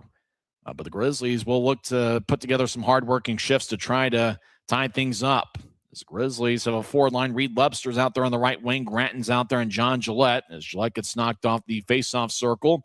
And he got pushed around, and Kansas City dumps it in. Gillette essentially replacing the spot of Luke Manning, who's out of the lineup. Grizzlies rolling with 16 skaters tonight. Kansas City over the left point. They fumbled the puck out to New Trice. Mavericks will plop it back towards the right corner. Weinstein chases after it. Grizzlies skate from left to right as we see it from the Professional Green Studios here just outside Maverick Center. Weinstein gets it towards Felton, who zips it off the near wing boards. Puck towards John Gillette. Gillette battles with a Maverick, and that was Hudson Wilson, the Teddy Bear Toss goal scorer. The Mavericks will slide one towards the Grizzlies' far goal line. Grizzlies come up with it. They skate around Wells' net. Felton gets pushed to the boards. Gillette trying to jab at the puck, so is Weinstein. Felton falls now behind Utah's net, and he gets pushed by a Maverick as the Maverick lost his stick around Felton. Left point, Mavericks get it back towards the corner. Kansas City tried to feed it on a give and go towards the left circle, taken away by Weinstein, who shields Kansas City from the puck.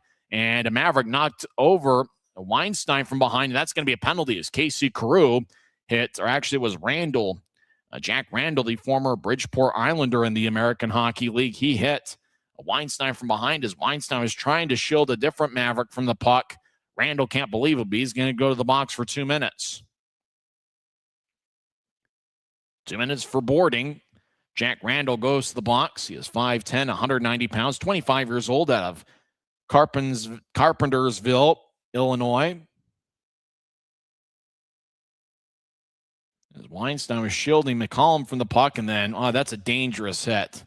And Felton tried to go confront Randall right after the hit. Luckily, Weinstein was able to get back to his feet. But that's a tough one to see as Weinstein, as he was starting to lose his balance, he got hit from behind by Jack Randall. Good call by Emil Sharon, the referee. Grizzlies' first power play tonight. Utah wins the draw. Felton gets up top, and a righty shot goes wide. I think it was taken by Timo Feyev.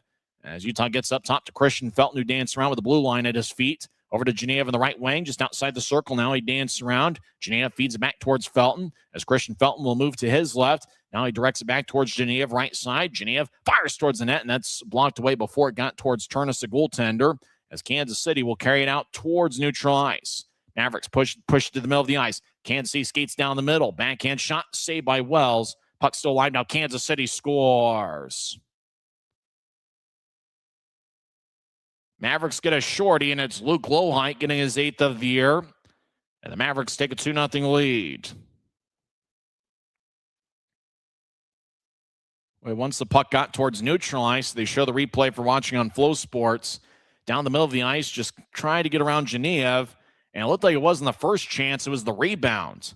As Lohheit wasn't the original shot taker, that was Sullivan. Sullivan fed it between his legs, bounced off the Wells, and the puck went back towards Sullivan, who tapped it off the Wells' loose puck. Wells was trying to locate it. Lohheit was able to find it in the crease, and Luke Lohheit found the back of the net. Nolan Sullivan's going to pick up an assist.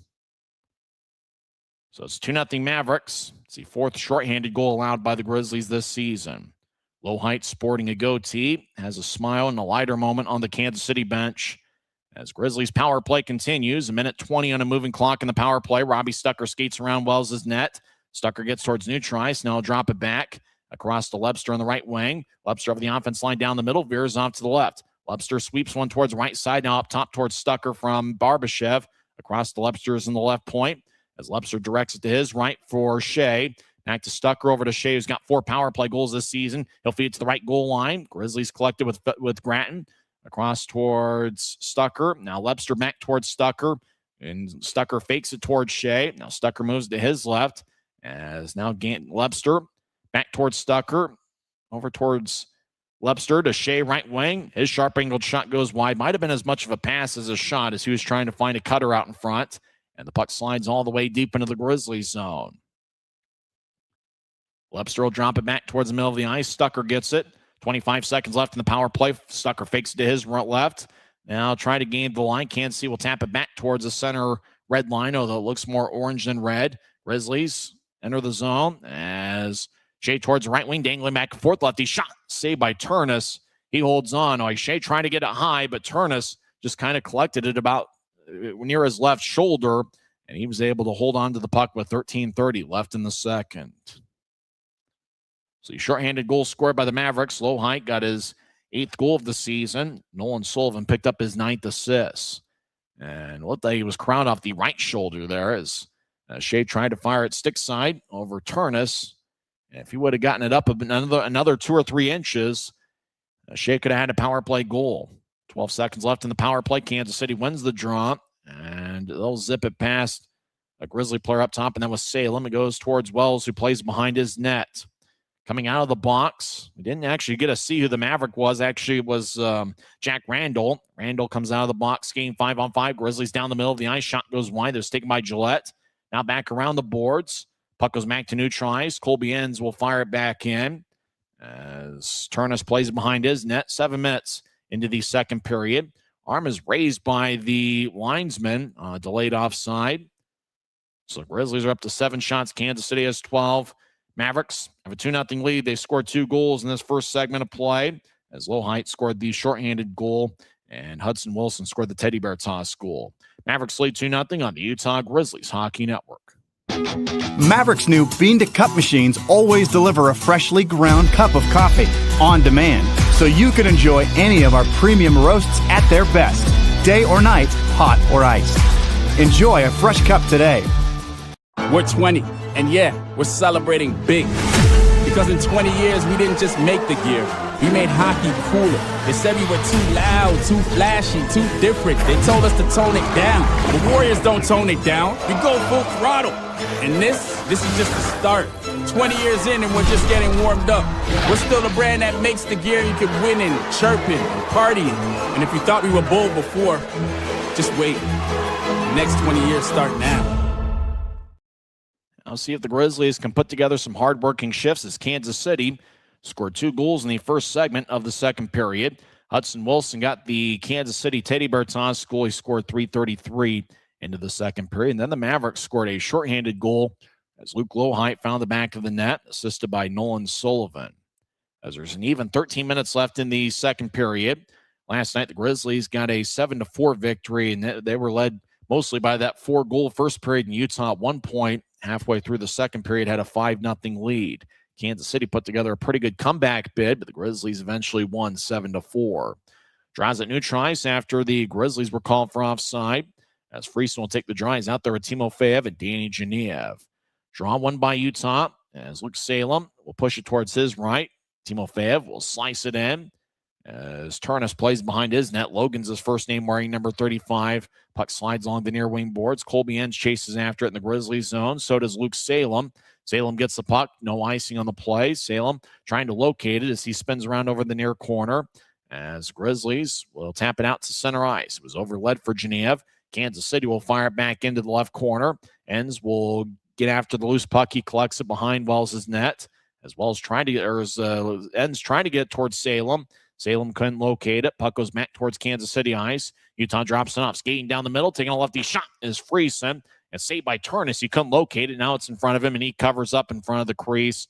So the Grizzlies will have an offensive zone draw, as Evan Friesen had a pretty good look skating down the middle of the ice that Logan Turnus made the save on. Good play by the Grizzlies as Friesen was down the middle, and Turnus just kind of snatched it with his left glove and then had it drop in front of him. As Friesen, he's been one of Utah's best forwards lately. He's a +4 in his last 3 games, and he's on a current 4-game point streak.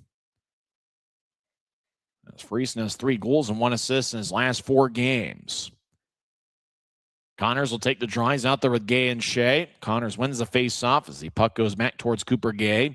Connors feeds up top to Weinstein. He'll take a lefty shot, and that one's blocked before it gets towards Turnus. Kansas City will clear it all the way deep in the Grizzlies zone. Felton chasing after it. No icing, though, as well as will outlet it to the Utah line.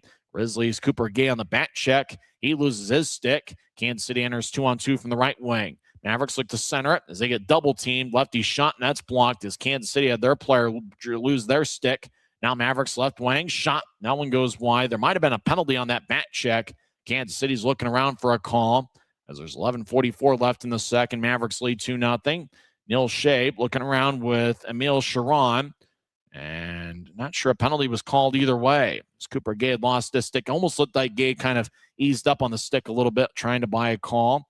Then Kansas City towards the middle, lefty shot, and that was blocked away as Connors was in the area. Then the Mavericks fired towards Dylan Wells. Whistle blew. There might have been a penalty on the play, but we're not sure. It's actually just a neutral zone draw. Kansas City must have been called for offside or something of that effect. Mavericks dump it in. Unfortunately, with this remote feed, we're not able to see every detail of the game that we need to see. Kansas City skates behind Wells' net. Stucker delivers a push.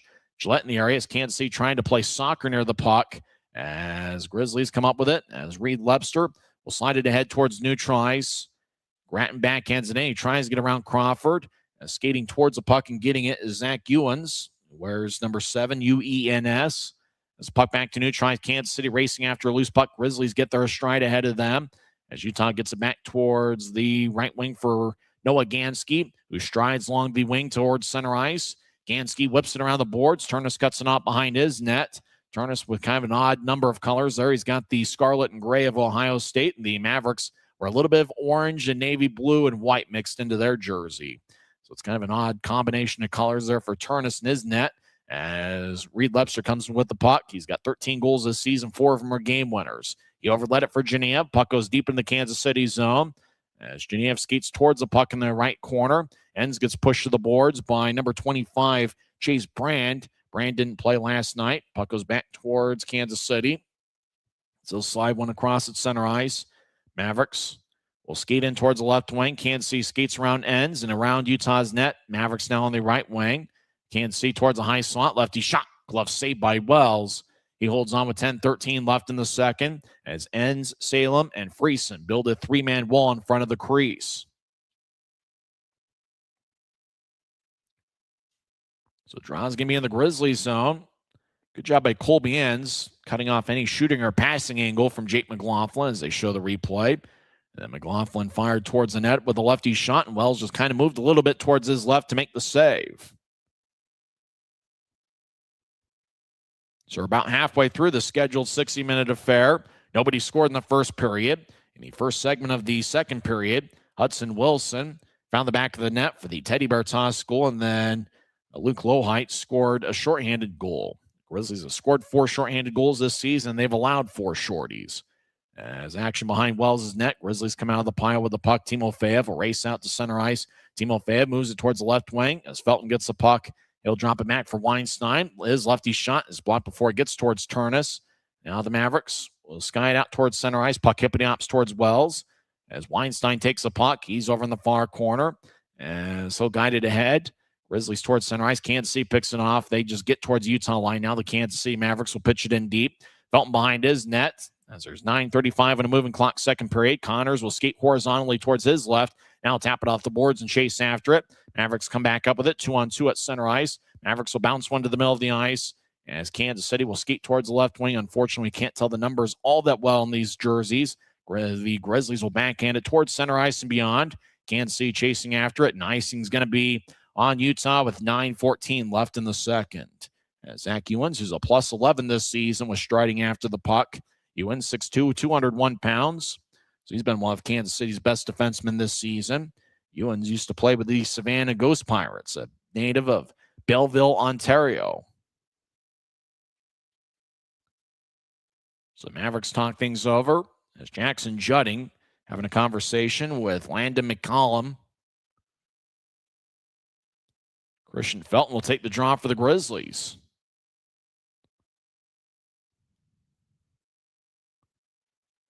As Utah may be short on centers, as I do believe we're skating 5-on-5, as Luke Manning isn't able to go tonight. Manning takes a lot of the face-offs for Utah.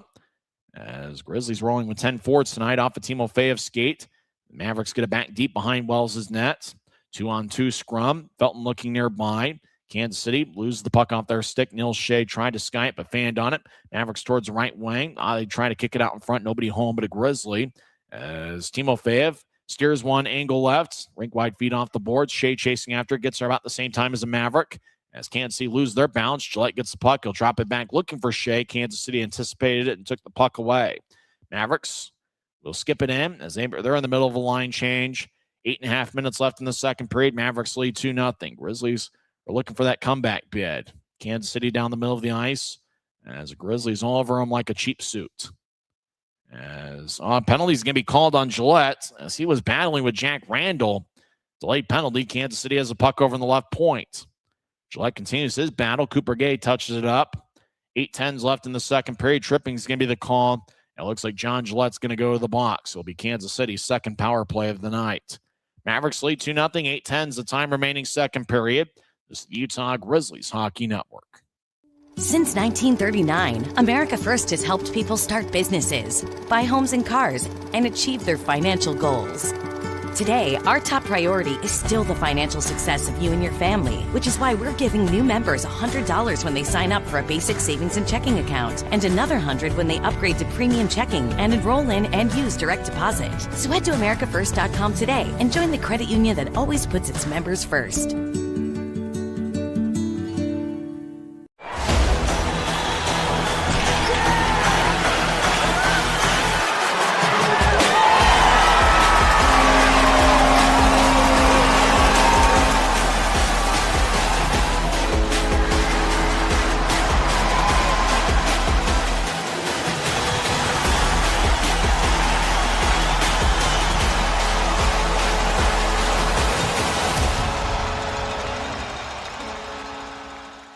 Les Schwab changed the tire game more than 70 years ago. Today, we still believe you should get more from less. Like more hustle, less hassle. More of the best service around, less of the runaround. Because we include America's best tire warranty in every tire we sell. So you get more unbeatable warranty, less charging you extra. It's why we're more than proud to say, you get more from less. Mavericks will be on the power play as John Gillette gets 2 minutes for tripping. 11:50 into the second period. The time remaining is 8:10. It'll be Kansas City's second power play of the game. Mavericks had 2 shots in their first power play, which came early in the second period. Grizzlies with 8 shots. Kansas City has 17. Neil Shea leads Utah with 2 shots and 6 other Grizzlies with 1 each. Robbie Stucker will take the draw for Utah. He's out there with the captain, Tyler Gratton. It's the only 2 I can see that I can spot. There's somebody on the left side of the screen. That's Noah Gansky. Draw 1 by Kansas City as they'll feed it back towards the right point. Mavericks wearing a white jersey with numbers that are tough to spot. Orange in the middle of the jersey. High slot lefty shot goes wide. As Kansas City back towards the left wing. They feed it up top. Mavericks dance around. Now they get to the right circle. Kansas City gets it back up top. They fire a lefty shot, and it's blocked before it gets to Wells. Grizzlies clear it out. Kansas City on the power play this season is 16.3%. Mavericks get it out towards the left wing, right wing. Grizzlies 83.1% on the penalty kill this year. Kansas City feeds it towards the left wing. Wilson gets to the right side. Kansas City had it teed up, but they faked the one-timer. Now back up top. Mavericks will zip it back towards the right wing. Now Ewens gets it back. He'll feed it towards McCollum. As he'll move it to the left side. One-timer saved by Wells. Puck is cleared towards the left corner. Webster continues his battle. Puck to the middle of the ice, taken by Gratton, and he'll chip it back to Kansas City ice. So the Grizzlies will make a line change. Kansas City will filter some players on and off as well. About 50 seconds left in Kansas City's power play. Mavericks lead 2-0. Puck bounced off of Friesen, goes back towards neutral ice. As Kansas City Mavericks towards their line, get to center ice. Casey Carew, number 22. He's got the puck, drops it off. Friesen tried to anticipate it. Utah at center ice will bounce it off the right wing boards. Grizzlies skate from left to right here in the period. Colby ends directing traffic for the Grizzlies as Kansas City has the puck. They'll slide one angle left. Now another left wing chip as the Mavericks skate around Wells' net. Now Kansas City gets back towards the right wing. 20 seconds left in Kansas City's second power play of the game. Mavericks just outside the right circle. They look for a centering pass, shot saved. Now everybody's hacking away. Wells doesn't have it covered up. Kansas City towards the right wing. Lefty shot saved by Wells. 7 seconds left. Mavericks get it back up top. 5 seconds left in the power play. Righty shot kick saved by Wells. Rebound goes towards the right wing. Now late in the power play, lefty shot saved. Rebound shot goes wide and it deflects out of play. The Mavericks looked like Kansas City was celebrating as if they'd scored, but nobody else is celebrating but one Maverick, as it's still a 2-0 game, as Jetting will skate towards the bench in frustration. So Grizzlies now 2 for 2 on the penalty kill, as well as made a nice kick save with his right pad. And Kansas City bounced one off the board, bounced one out of play. Mavericks a little bit frustrated with some close calls late in the power play. So we're now skating 5-on-5. Kansas City did get 5 shots on their power play, as they have now outshot the Grizzlies 22-8. Stucker will take the draw for Utah. Kansas City wins it. And a lefty shot bounced off the stick, flips in the air about 8 feet, and Wells gloves it over his head. He stops play with 6:04 left in the second. We know there's a lot of sports and entertainment options out there. We appreciate everybody who chose the Grizzlies tonight in their battle against the Kansas City Mavericks. It'll be the Grizzlies. Tonight is the Grizzlies' last regular season game, all time over at Cable Dahmer Arena. Tomorrow, the Grizzlies will have one final game on the road at BOK Center, as the Grizzlies and Oilers will meet later on in the season at Mavericks Center. Kansas City gets it back towards the right point. Grizzlies tap it to center ice. Mavericks still in control. Off the Mavericks stick towards Turnus, the goaltender for Kansas City. He'll clear it off the near wing boards, but not out. To the middle of the ice, Utah was looking to get it towards Gillette. Kansas City clears it back to center. Stucker will backhand it in. Mavericks take control of the puck. Rink-wide feed, angle left. Big hit delivered by a Grizzly, and that was Barbashev, who plays a physical brand of hockey. Grizzlies fired in from neutral ice towards Turnus. Referee blew the whistle quickly, and so the play stops with 5:23 left in the second. So Utah should have an offensive zone draw when we come back. Kansas City leads Utah 2-0. This is the Grizzlies Hockey Network.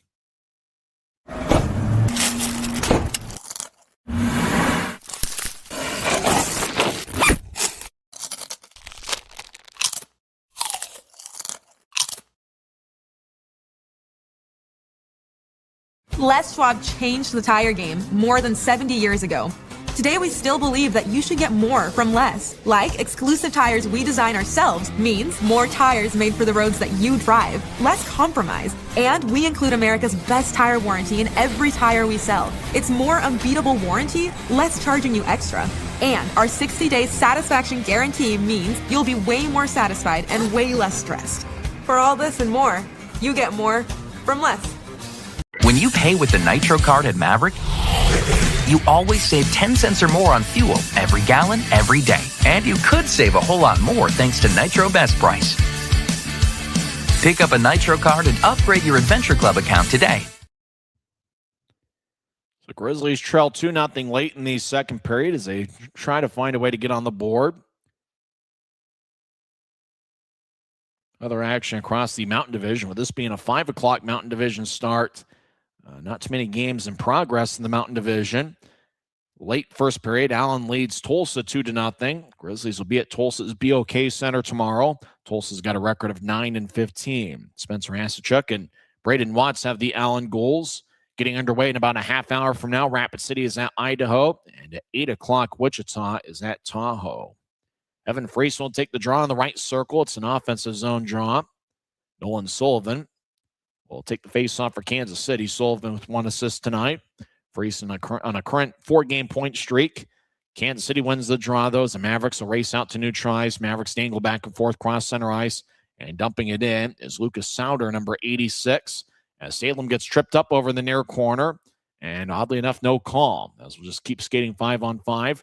As Salem behind Utah's net battles with a Maverick. Kansas City. As Salem gets physical, Friesen comes out with the puck. Friesen will backhand it ahead as Grizzlies slide it out towards center ice. Timofeyev gets it from Genev back towards Genev. Will race along the right wing. Genev over in the right corner. I try to feed it behind Kansas City's net. The only guy there was a Maverick. Kansas City will skip it out to center ice. Down the middle of the ice, Salem collects it about 30 feet in front of Wells. Salem will slice it ahead off a Grizzly stick. Puck slides towards the Kansas City net. Mavericks will collect it. Now they'll zip one down the middle of the ice. Puck goes tape to tape. Kansas City, as Felton joins the play. Kansas City centered it, and Enns picks it off for Utah. Over to Genev in the right wing. Genev skates horizontally, angle left. Across the center ice, and they'll sweep one on towards Turnus, who collects it and keeps the play alive. As Kansas City will loft one out towards center ice. It skips on the ice. Grizzlies feed one angle left. As chasing after it's Nils Shea. Grizzlies have pretty good team speed, and the puck has been at open ice quite a bit. Grizzlies looking for that first goal, though, as they haven't had many shots, only 10 in the first 36 minutes of play. Kansas City back towards the left wing as Mavericks chip it ahead. Riley Connors on the ice for Utah. He's out there with Gay and Shea. As Cooper Gay gets to the middle of the ice, Shea chases towards the left wing. He'll take a lefty shot. And that one bounces off of Turnus and it flies out of play off the protective netting. 3:46 is left in the second period. And the Grizzlies will have an offensive zone draw. A good shift by Nils Shea. He was one of Utah's best forwards last season. And Shea's really been a consistent performer. He has a point in 12 of his last 14 games. He's got a current 3-game point scoring streak. Shea's got a point in 14 of 19 games this season. He's averaging close to 5 shots per game over the last month. Grizzlies win the draw. Gillette in particular. Stucker gets towards Gansky down deep in the right corner. Now Gansky cycles the puck around the wall as Lepser's trying to reach it. Gratton delivers a good shoulder check on a Maverick as Kansas City will slide it out towards center ice. Mavericks dangle back and forth as Sauter moves it to the left circle. Lefty shot saved by Wells. Rebound goes to Utah. Grizzlies stride up the wing, far side, as they get cut off by the Mavericks. Utah going with 10 and 6, 10 forward, 6 defensemen. Mavericks re-enter from the left wing. McCallum will bounce one towards the center ice area as it glanced off of Gratton's stick. Kansas City skating towards the right side. They try to find a cutter. Lefty shot safe. Rebound goes towards the near goal line. Taking the puck is Reed Lebster. And Lebster will skip it ahead. Gratton chases after it, but Kansas City comes back up with it to neutral ice. Mavericks off the boards. Gansky chasing after it. Grizzly goes toppling around looking for a loose puck, and that was Stucker. As back towards the near wing, puck danced off one of the linesmen's skate. As Lebster will sky it out towards center ice off a Maverick stick. Genev gets back checked. Now Genev takes the puck, skates over the offensive line. He'll take a lefty shot, saved by Turnus. Rebound goes to the Mavericks. Kansas City will backhand it ahead. Stucker extends his stick and gets it at the Utah line. He'll push it back deeper in the Grizzlies zone. Now Colby Enns gets pushed. Enns and Stucker are very similar sized guys. Maybe Stucker's about an inch or two taller. Up top, Mavericks in the offensive zone. Skate towards the right wing. Righty shot. That one bounces wide. Wells might have gotten a piece of it. As Grizzlies towards the far wing. Stucker in the area. As Enns looking nearby, so is Genev. As towards the right wing, Kansas City.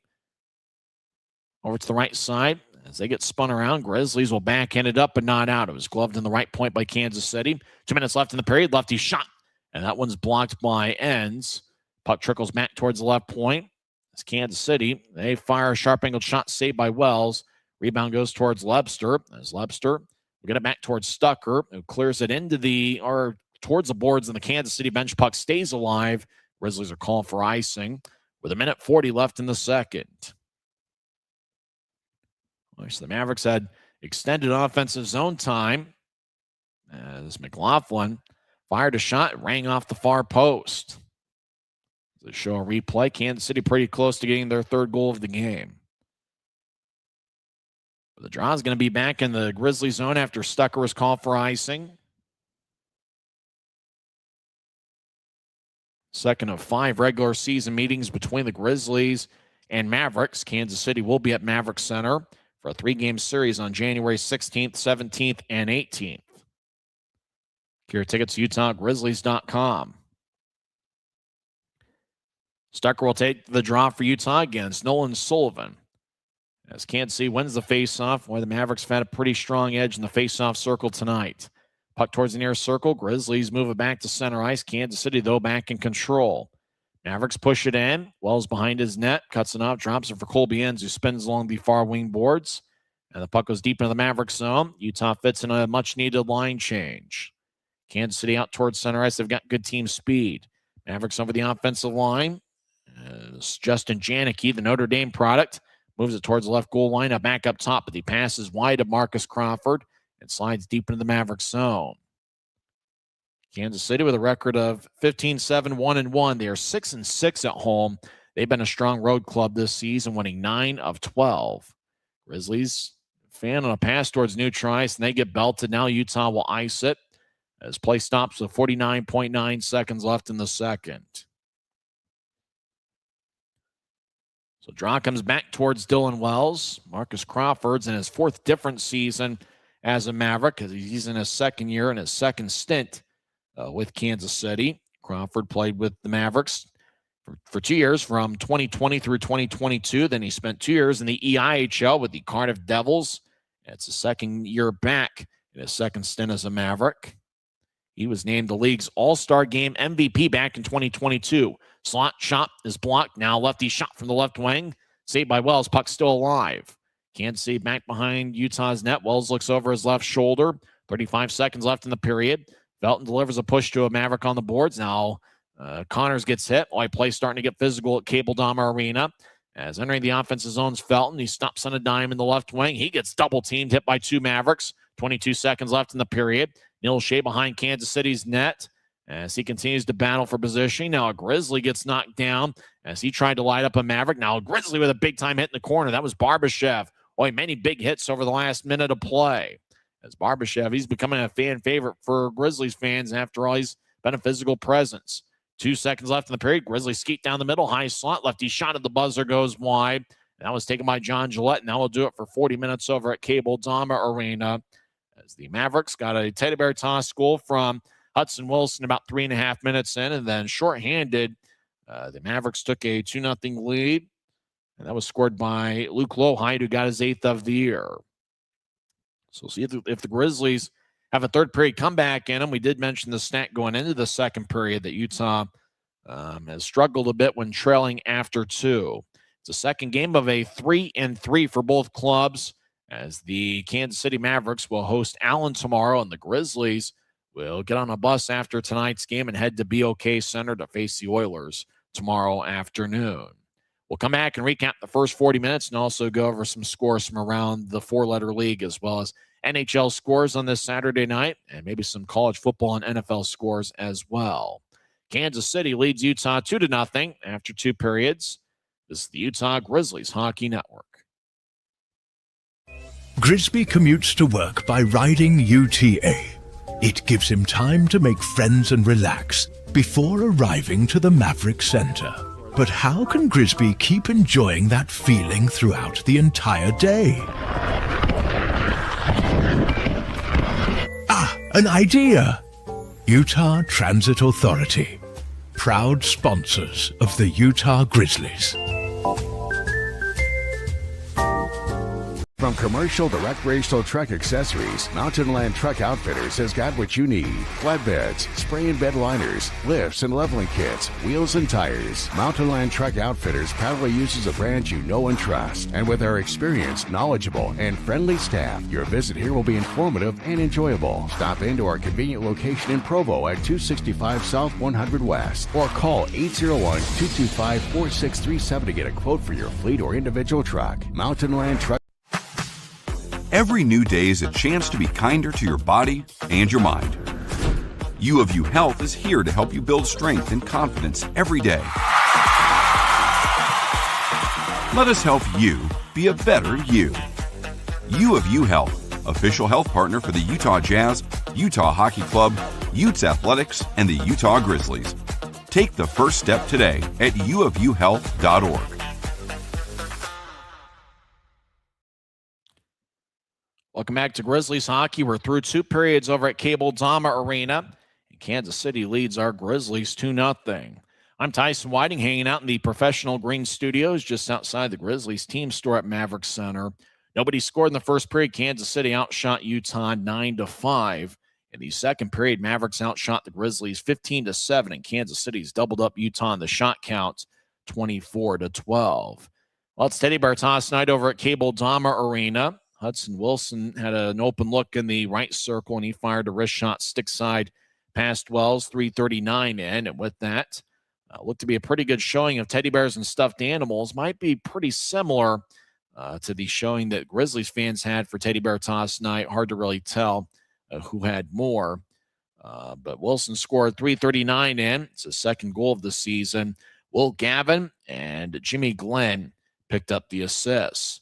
I think the Grizzlies got a power play 4:41 in as Jack Randall got a boarding minor as he hit Sage Weinstein towards the boards.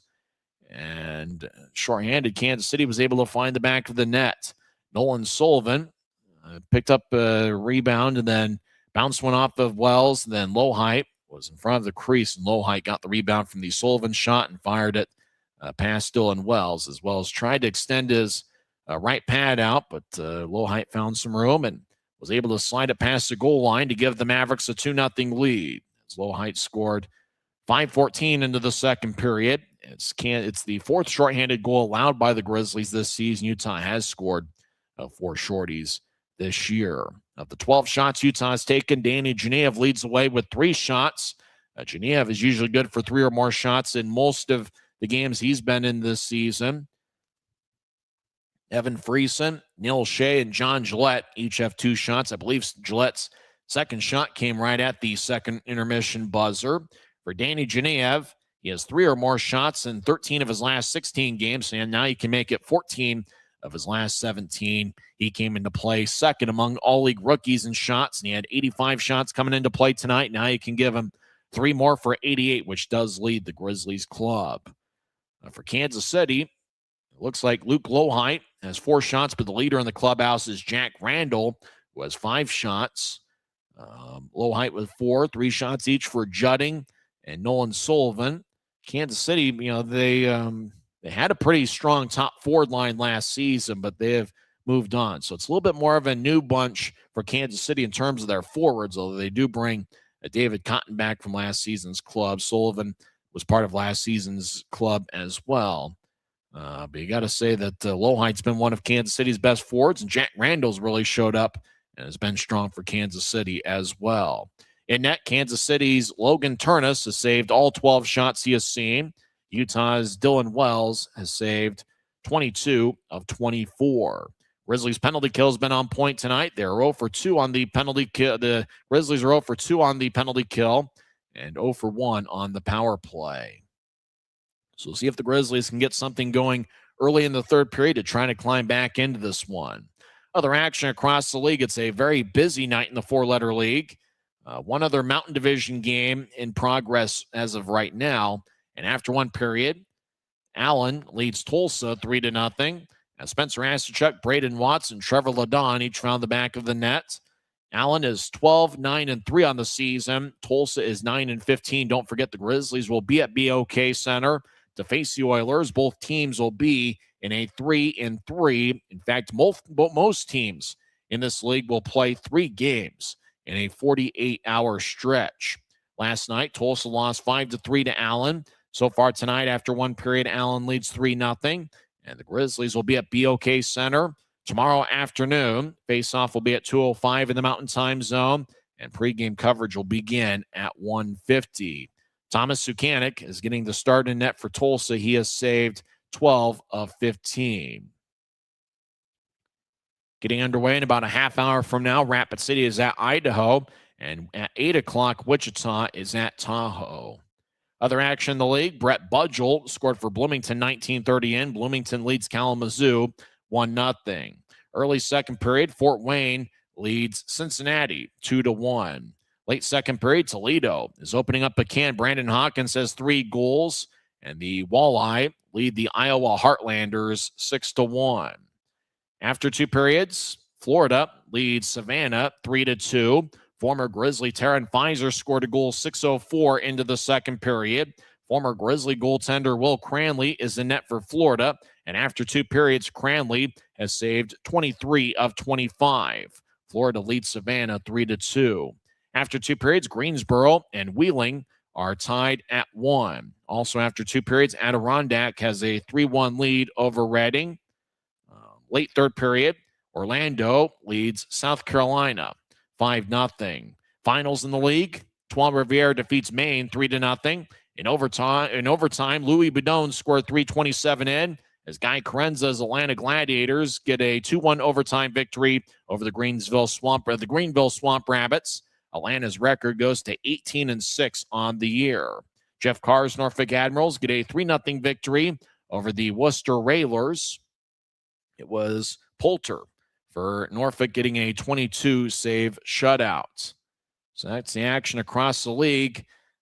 Many teams are playing 3 games, a 3-day stretch as the Christmas break begins on Monday. As just about every team in the league will have 4 days off, and the Grizzlies will be on the Mavericks Center ice 6 days from now against the Idaho Steelheads. That will start a 2-game series. We do know about the rumors and everything that's going on about what might happen after the Christmas break, but hopefully we'll have some live hockey at Maverick Center as the Grizzlies will face the Idaho Steelheads twice next week, next Friday and Saturday, December 26th and 27th. Face-off both nights will be at 7 o'clock, and get tickets to UtahGrizzlies.com. And I can't think of a better Christmas gift than the gift of Utah Grizzlies hockey. So get those tickets and, stock those stuffings. I'm not, get the stocking stuffers. After all, stuff the stockings and get the gift of Utah Grizzlies hockey this holiday season. So that's the scores from around this league. We'll go over the NHL scores on the other side. Through 2 periods, Kansas City leads Utah 2-0. You're listening to the Utah Grizzlies Hockey Network. Since 1939, America First has helped people start businesses, buy homes and cars, and achieve their financial goals. Today, our top priority is still the financial success of you and your family, which is why we're giving new members $100 when they sign up for a basic savings and checking account, and another $100 when they upgrade to premium checking and enroll in and use direct deposit. So head to AmericaFirst.com today and join the credit union that always puts its members first.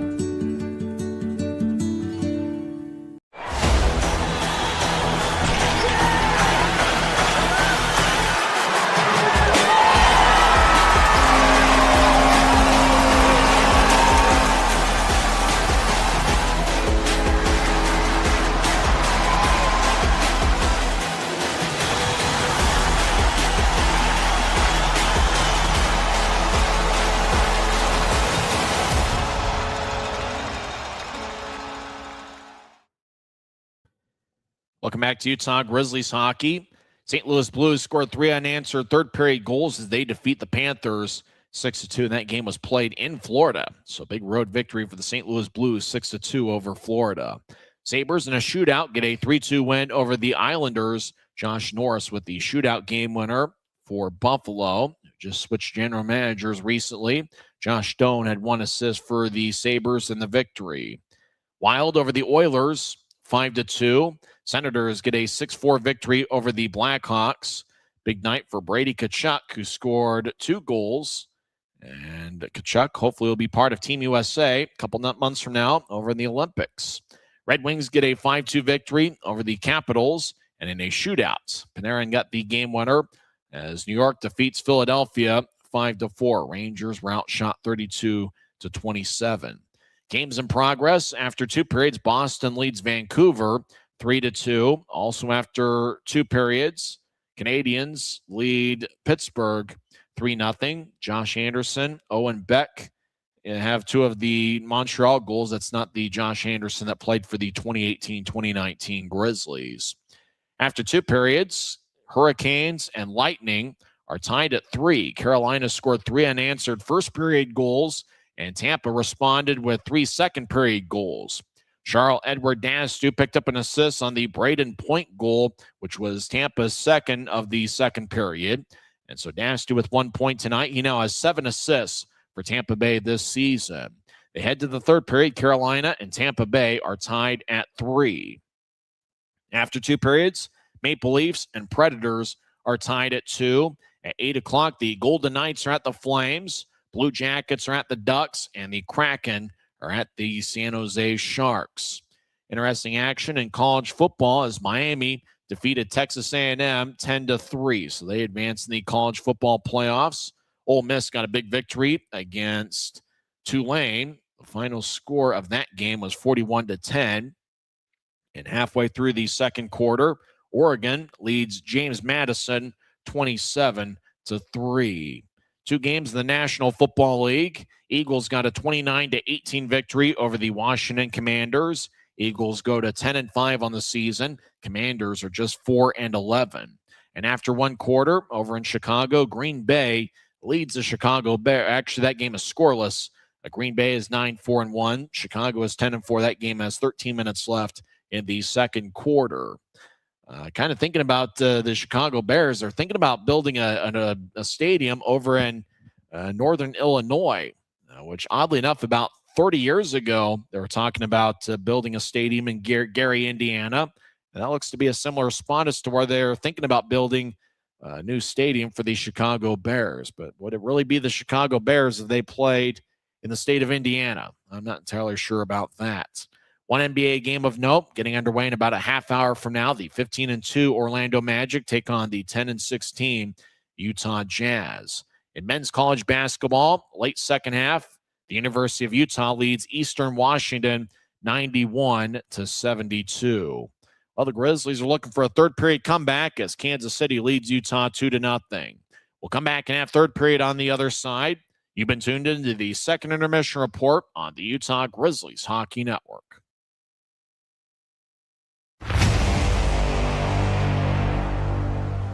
Tonight's game is brought to you by the ECHL, celebrating its 38th season of affordable family entertainment. The ECHL would like to thank everyone in attendance for your support of ECHL hockey.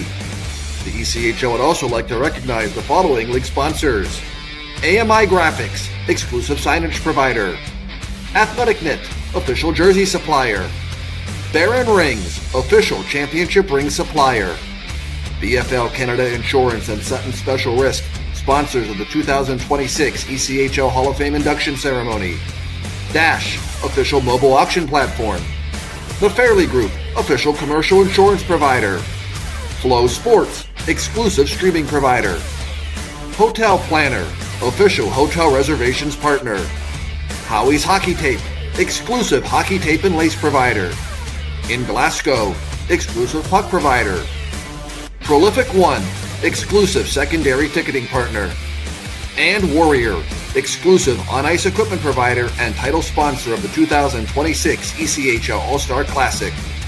Catch all of the ECHL action live in high definition by logging on to flowhockey.tv.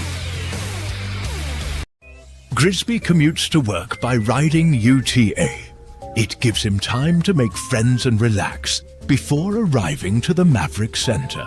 But how can Grisby keep enjoying that feeling throughout the entire day?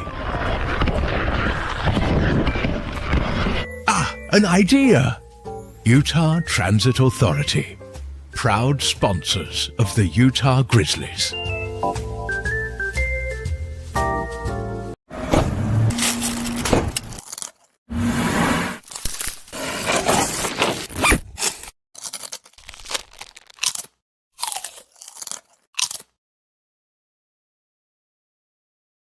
From commercial to recreational truck accessories, Mountain Land Truck Outfitters has got what you need. Flatbeds, spray and bed liners, lifts and leveling kits, wheels and tires. Mountain Land Truck Outfitters proudly uses a brand you know and trust. And with our experienced, knowledgeable, and friendly staff, your visit here will be informative and enjoyable. Stop into our convenient location in Provo at 265 South 100 West or call 801-225-4637 to get a quote for your fleet or individual truck. Mountain Land Truck Outfitters. Are about set for third period action as the Grizzlies take on the Kansas City Mavericks. Mavericks lead 2-0. Grizzlies affiliated with the Colorado Avalanche. It's their 8th season as an Avalanche affiliate. The Kansas City Mavericks are in their 3rd season as an affiliate of the Seattle Kraken and the Coachella Valley Firebirds. As earlier today, forward Jackson Berezowski was recalled to the AHL's Coachella Valley Firebirds. Yakov Novak was recalled as well earlier today. And it'll be interesting to see what happens here in the third period. It's the final regular season meeting over at Cable Dahmer Arena. The arena in Kansas City looks very similar, almost identical, in fact, to the arena in Allen. And if you've ever been to the arena in Idaho Falls, Grizzlies have played a preseason game there over the last couple of years. That arena kind of looks like those two league arenas, although the one in Idaho Falls is just a slight bit smaller than the arenas over in Allen or Kansas City. Well, for Dylan Wells, it's certainly going to be a busy weekend. He got the start last night, and he got the victory, stopping 37 of 41. So far tonight, he has saved 22 of 24. And unless the Grizzlies sign somebody, or maybe Kaiser comes back from the AHL's Colorado Eagles, Wells is going to get the start again tomorrow against Tulsa. If you didn't join us for last night's game, Kyle Kaiser was recalled to Colorado, and we're not entirely sure about Casimir Kaskasuo, but he was suspended by team and removed from roster yesterday. And that only, if you've ever followed this league for any sort of extended period of time, you have a pretty good idea of what that means. He probably signed with the team overseas. We mentioned at the top, Grizzlies are a little bit shorthanded tonight. Luke Manning's unable to go, and Aiden Hansen-Bukata also unable to go. So the Grizzlies are rolling with 16 skaters tonight, 10 forwards, and 6D. Looks like Stucker's going to be one of the defensemen to start out the third period. He's been paired up with Noah Gansky for most of the night. Grizzlies in the third period will start out with a forward line of Tyler Gratton, John Gillette, and Reed Webster. So Grizzlies with 10 forwards. They've kind of been switching around the forward lines quite a bit here tonight. Grizzlies win the draw, looking to get on the board. It's Kansas City's doubled up Utah. Utah iced the puck deep in the Kansas City zone. So we get our first whistle 9 seconds into the third period. So the draw comes back towards Dylan Wells, who's wearing number 32 on the back end side of his jersey. Wells, a former 5th-round pick of the Edmonton Oilers. Gillette will take the draw as he stares down Nolan Sullivan. Linesman Carl Van Hassel will drop the puck. Actually, I think that's Jake Paw dropping the puck. As off the face-off, looks like linesman. The linesman was over John Gillette. Puck is dropped. They'll do the face-off over again. Sullivan has a lighter moment with one of the linesmen. Gillette crouches down low. As Jake Paw will drop the puck in the left circle. And the puck is dropped. Grizzlies end up with it as Reed Webster race out to neutral, surrounded by 3 Mavericks. He'll slide one across towards the near wing boards. Grizzlies skate from right to left in the third period. Ed to Gillette, who gets bounced to the boards, surrounded by 2 Mavericks. Gillette muscles away around 2, trying to get to Webster. Tapped away by a Maverick, and that's Drake Bergeron. As the Mavericks, Justin Janicki will drop it back to the near goal line. Mavericks will outlet it to center ice. As Janicki tries to split a double team, he gets hit by Weinstein. Now Janicki pushes Felton along the boards behind Wells' net. As puck goes back towards Weinstein. As he'll race towards neutral ice, he strides along the left wing, gets to the Kansas City line, fires lefty shot, and saved by Turnus, the Kansas City goaltender. Last night it was Jack LaFontaine, who had a tough night, stopping 23 of 29. Right wing lefty shot, and that's blocked by Turnus. As Kansas City back deep in their own zone, we played a minute of this third period, and Kansas City still leads 2-0. Mavericks push it back towards neutral ice. As Kansas City cross the center red line, driving it in is Luke Lowhite.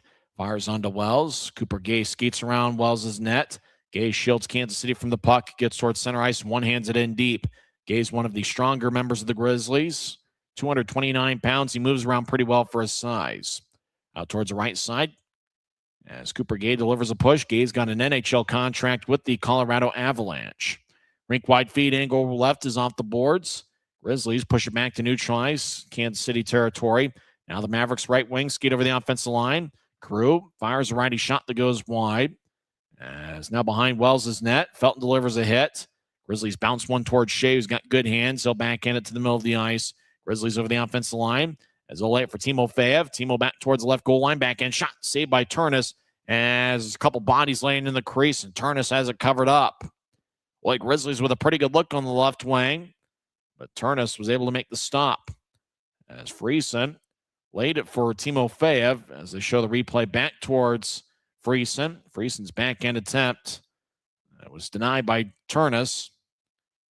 Friesen is a point in 4 straight games, looking to make it 5, as Turnus was able to hold on.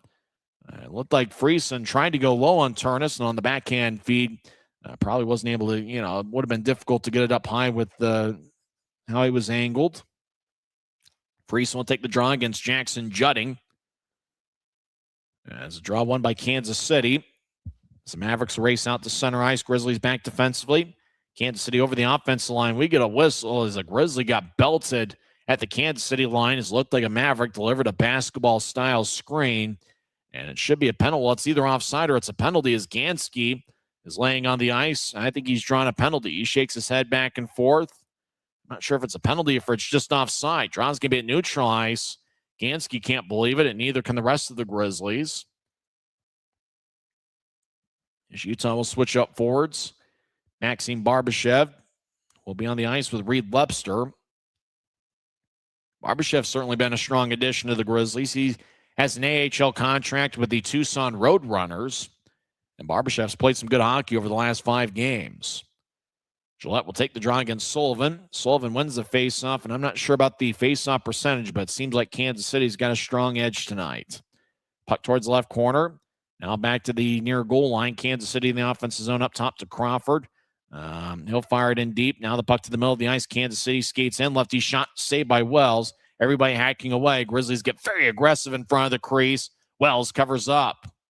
Well, a good job by Dylan Wells and an outstanding job by the Grizzlies 5-man unit. Boy, the way they were blocking for Wells out in front. The 1990s Dallas Cowboys would be proud of that effort. And Wells is able to collect it in the crease to keep it a 2-0 game. But the Grizzlies got very aggressive when they saw the puck was loose, and they made sure that Kansas City got nowhere near the Utah goaltender, especially considering that the backup is a guy named Blair Sanders, who's an emergency backup goalie.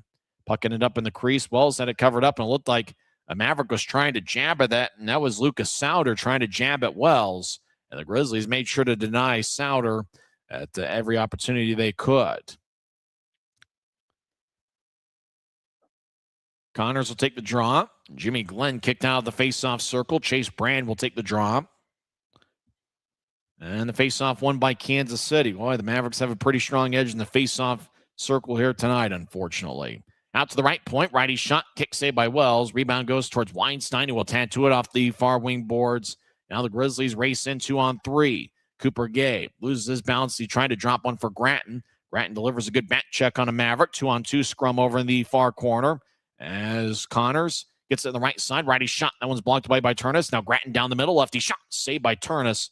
He holds on, and after the whistle, Riley Connors battles with Will Gavin. Looks like Marcus Crawford, and Crawford gets his glove right in Cooper Gay's face.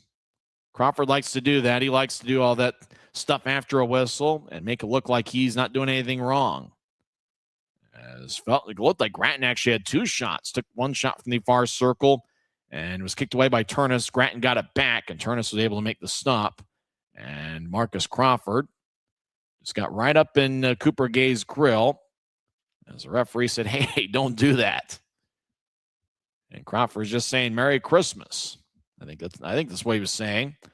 We're 3 minutes into the third period. Trial's going to be over in the right circle, and Connors will take it. The Grizzlies win the faceoff this time up top left point. Weinstein, lefty shot, and that's blocked before it gets towards Turnus. As the Mavericks will loft it up but not out. Grizzlies were able to keep it in on a good effort by the captain, Tyler Grattan. As Kansas City, skating from left to right, they'll race along the wing. Now they skate down the middle of the ice at center ice, and they will plop it in on towards Wells. Wells gloves it, and since the whistle never blew, he pushed it over to his left for Weinstein. Now the Grizzlies outlet it deep into the Mavericks zone. There's no icing on the play, but Kansas City will zip it towards the right wing for Crew. Crew feeds one angle left, rink wide. Picked off by the Grizzlies. Utah dumps it in. Kansas City races back after it. 16-13 on a moving clock, third period. Kansas City leads 2-0. As the Mavericks trying to slow things down. Mavericks will sky it out towards center ice.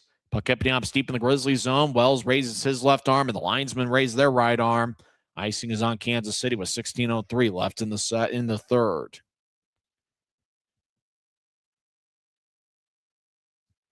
So Draw's going to come back towards Logan Turnus, who played with a couple different colleges. He was with UConn for 2 years, and then the last 2 years he was at Ohio State University playing in the Big Ten. Friesen will take the draw against Judding. The linesman says, let's do it over again.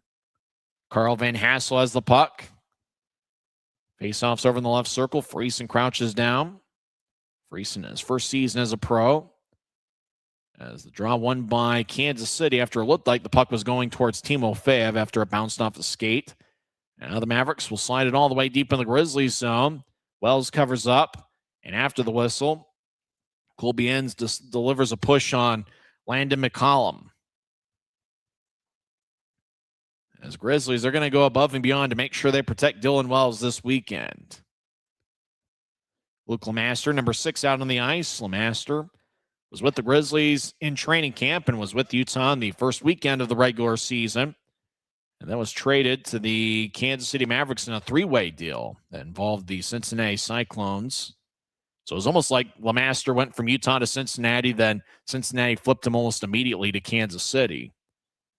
As puck behind Utah's net, Wells looks over his right shoulder. 2-on-2 battle. Now it's 3-on-2 with Enns nearby.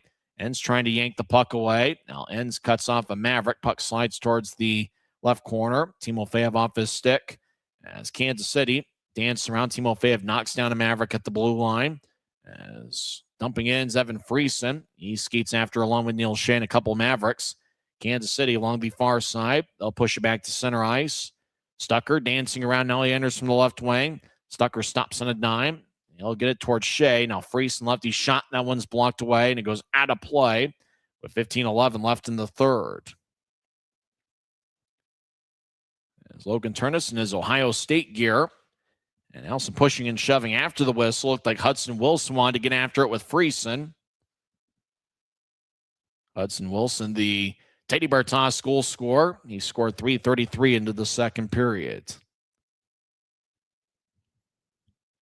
So draw's going to be over in the left circle. Thanks for hanging with us tonight.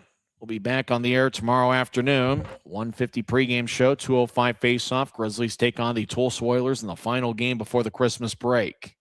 We are definitely hoping that Christmas break lasts just 4 days. As Stucker, he fired from the high slot, and that's blocked away. Puck towards the right goal line.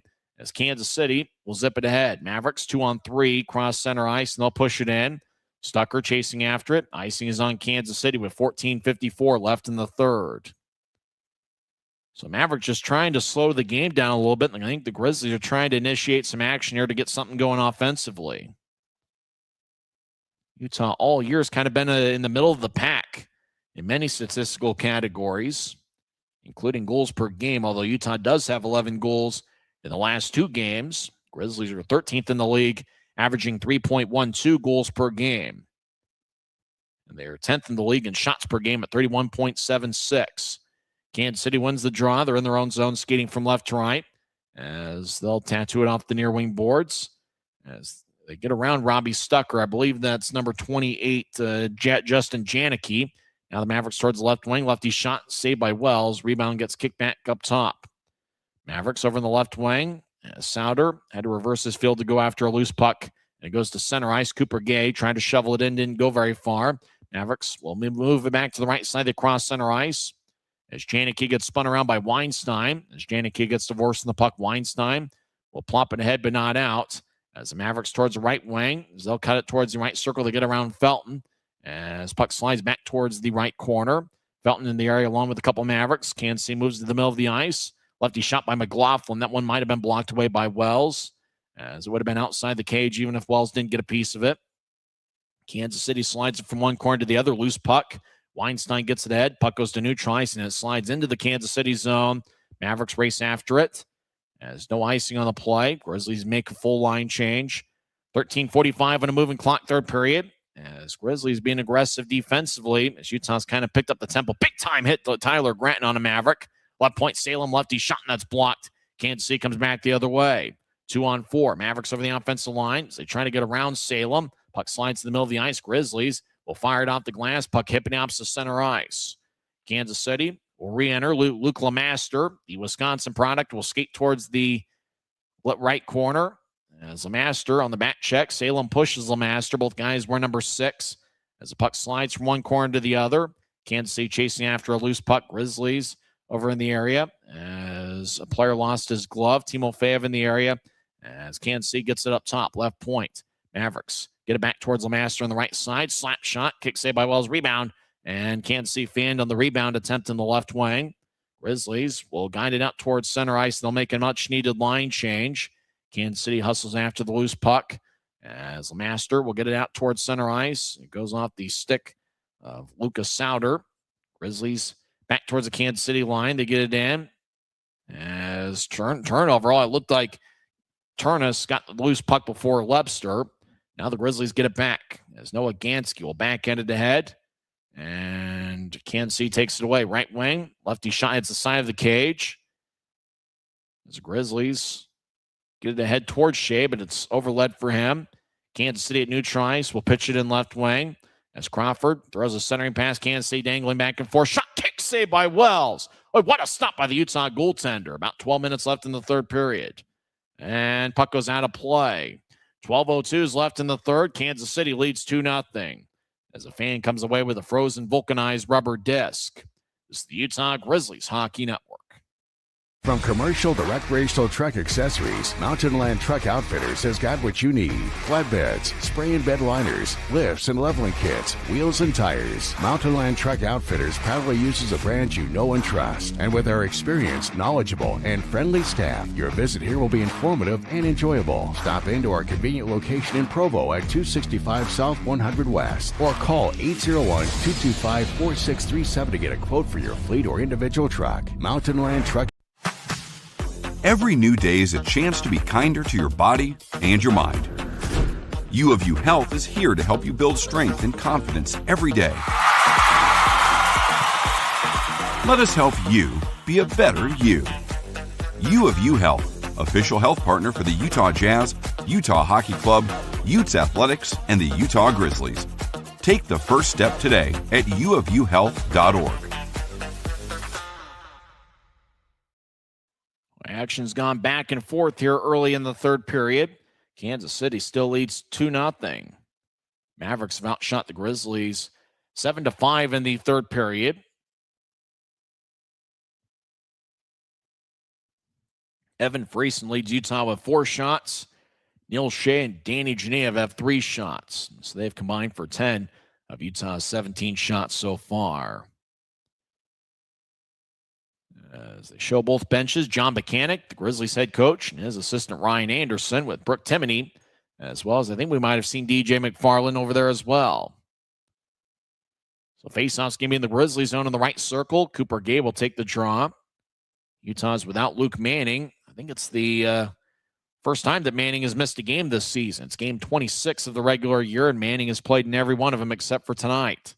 And hopefully he won't be out. We're not entirely sure why he's not in the lineup, but hopefully he'll be back in the Grizzlies lineup soon. As Kansas City has the puck in the left wing. They get it back in deep as it rolls along the boards towards the right side. As action deep in the Grizzlies zone. As Genev, he gets belted on the right side. Now Marcus Crawford, he takes a righty shot, and that one's blocked away by Wells. Grizzlies will slide one angle left to Genev. Danny Genev skates horizontally. He's now on the right wing in the offensive zone. As Genev gets knocked down, as Genev tries to get back to his feet, Kansas City topples on top of him. Mavericks 2-on-3 as they step over the offensive blue. Casey Cruz stops in the right corner. And so fire on to Wells. Save, rebound, shot saved by Wells as well. And Utah goaltender now Sage Weinstein getting after it with Landon McCallum. And then Weinstein very aggressive on McCallum. Well, you got to give the Grizzlies credit. They're doing a great job being aggressive and protecting Dylan Wells. And this is probably as aggressive as the Grizzlies have been protecting their goaltender in any game I've seen this season. And luckily, it looks like Weinstein, it looked like right after the whistle, and McCallum just skated towards Wells, and Weinstein said, "Get away from my goalie. That's my goalie." And McCallum's kind of laughing, and Weinstein was able to get a good ride on him. And so the Grizzlies, they've done a great job protecting Dylan Wells tonight. But Kansas City does maintain a 2-0 lead. In terms of guys who have played in every game for Utah, this is game 26. Evan Friesen's appeared in every game this season. So has Reed Webster, John Gillette, Danny Genev, and Christian Felton. So there's 5 Grizzlies players who have appeared in all 26 games so far this season. 4 forwards and 1 defenseman. Marcus Crawford has the puck right point. He fires a righty shot. Glove saved by Wells. He snatches it and holds on with 11:08. That's the time remaining here in the third period. So 5 guys who have played in every game for the Grizzlies, once again, is Friesen, along with Webster, John Gillette, Danny Genev, and Christian Felton. Interestingly enough, it looks like 4 of the 5 players who have appeared in every game are first-year pros. And Reed Webster is in his second full season as a pro. He's the only non-rookie who's appeared in every game for the Grizzlies this season. Puck goes into the Kansas City zone. Dylan Wells, I believe, has been in uniform. Timofeyev left wing, his shot's blocked, as it was blocked before it got towards Turnus. Wells has been in uniform for just about every game, but has only appeared. This is his 15th game of the season. Left wing, lefty shot, saved by Turnus. He holds on, and after the whistle, looked like a Maverick tried to go after a Grizzly. Well, it looked like Marcus Crawford delivered a cross check as Neil Shea had the audacity to try to follow his own shot. Referee, for the most part, has let them play. We haven't seen many power plays. There's 10:45 left in the third. As they show the extended replay, Grizzlies had the puck on the left side. Shot was taken. Turnus made the stop, and it was Barbashev that took the shot from the left wing. And Turnus kind of bouncing off his chest, and then the puck dropped, and then Marcus Crawford decided he was going to push Barbashev. Not entirely sure why. They just got a couple free shots on Barbashev after the whistle. Gillette will take the draw against Jimmy Glenn. Glenn wins the faceoff. Kansas City will fire it off the glass. Now the Mavericks get around Stucker. They skate towards the right wing. Kansas City skates in on Wells. Shot saved by Wells. Now the puck back towards the left goal line. Kansas City in the offensive zone gets back up top. Lefty shot, stick saved by Wells. And the puck flies out of play off the protective netting with 10:28 left in the third. So it's going to be a draw in the Grizzlies zone. Kind of a slow-moving third period with plenty of whistles. Kansas City's up to 37 shots. Grizzlies have taken 18. Kind of fun to talk about Grizzlies players and being former draft picks. Dylan Wells, a former 5th-round pick, 123rd overall by the Edmonton Oilers in 2016. Other former draft picks, Robbie Stucker was a 7th-round pick as Kansas City has the puck right side. Jimmy Glenn, righty shot, and that's blocked as Grizzlies race out to neutral ice. Grattan out to the middle of the ice, surrounded by a triple team. He gets dragged to the ice. Actually, it was Timofeyev that got hit to the ice. Timofeyev, for a second, was in the Kansas City net. Mavericks come back the other way. 4-on-3, stepping over the offense lines. Lemaster He tried to force it towards the right circle. Salem gets cut off by a Maverick. Now back up top. Kansas City's Hudson Wilson will skate towards the right corner. Wilson feeds to the right circle. Now back up top. Drake Bergeron gets to the high slot. Mavericks with a lefty shot, and that's kicked away. Now Wells covers up, and we get a whistle with 9:46 left in the third. Nobody has scored in the final frame. Kansas City leads 2-0 in period 3. This is the Utah Grizzlies Hockey Network. Since 1939, America First has helped people start businesses, buy homes and cars, and achieve their financial goals. Today, our top priority is still the financial success of you and your family, which is why we're giving new members $100 when they sign up for a basic savings and checking account, and another $100 when they upgrade to premium checking and enroll in and use direct deposit. So head to americafirst.com today and join the credit union that always puts its members first. Grisby commutes to work by riding UTA. It gives him time to make friends and relax before arriving to the Maverick Center. But how can Grisby keep enjoying that feeling throughout the entire day? An idea! Utah Transit Authority, proud sponsors of the Utah Grizzlies.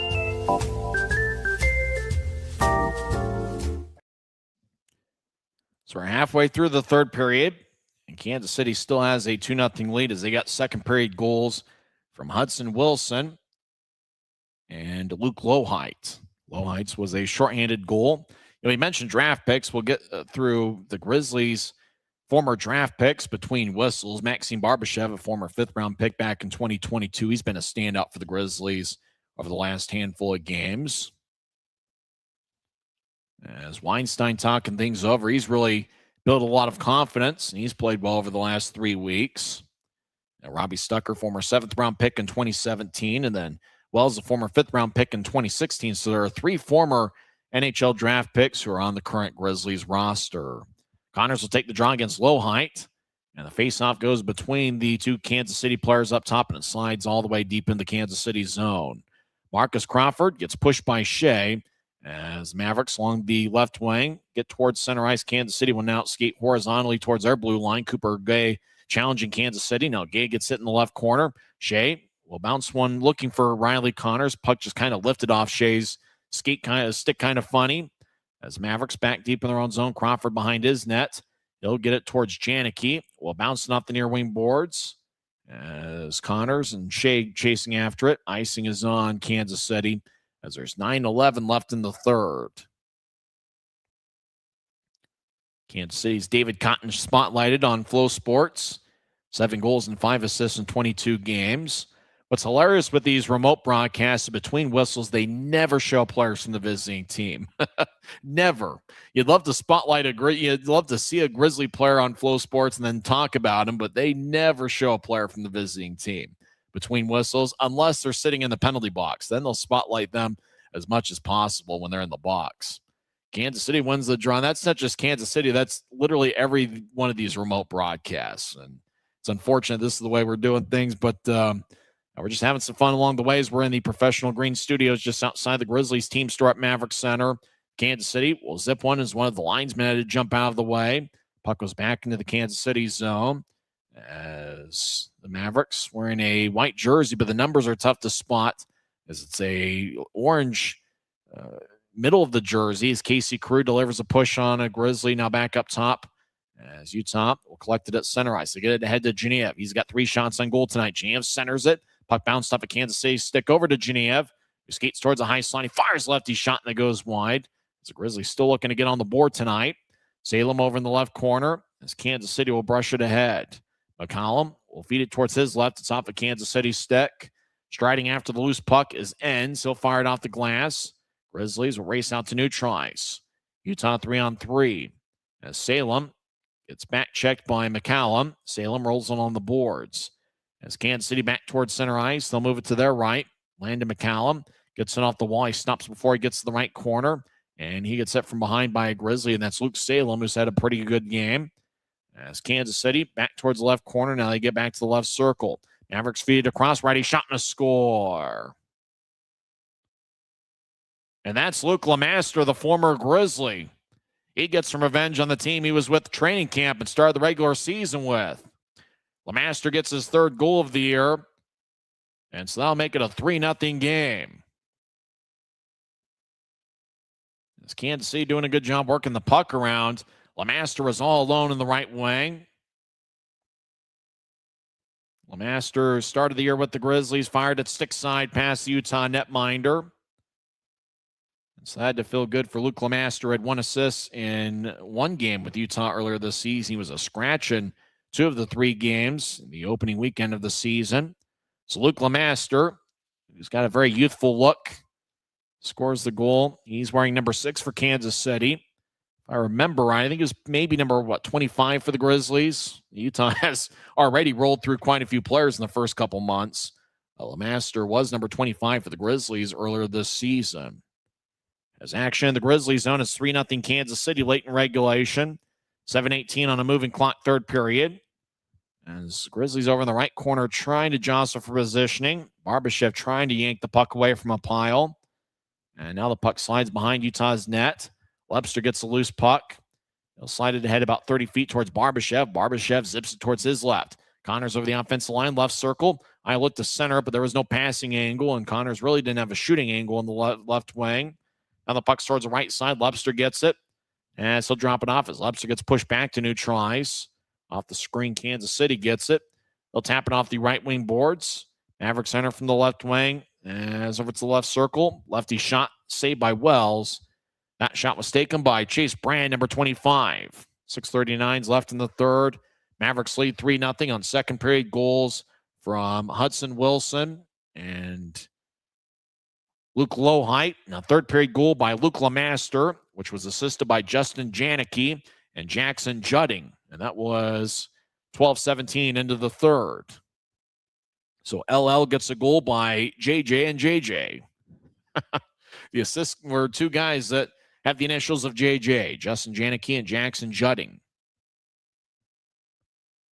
And if Jeremy Jansky was on the same line as those 2, I just made up a name there, but we'd have ourselves quite the tongue twister. Kansas City leads 3-0 as they've got the puck in the offensive left point. They fire wide on Wells. As Stucker gets the puck, Grizzlies will be on a bus after the game and head to BOK Center to face the 9-15 Tulsa Oilers, who trail Allen 3-0 after 1 period.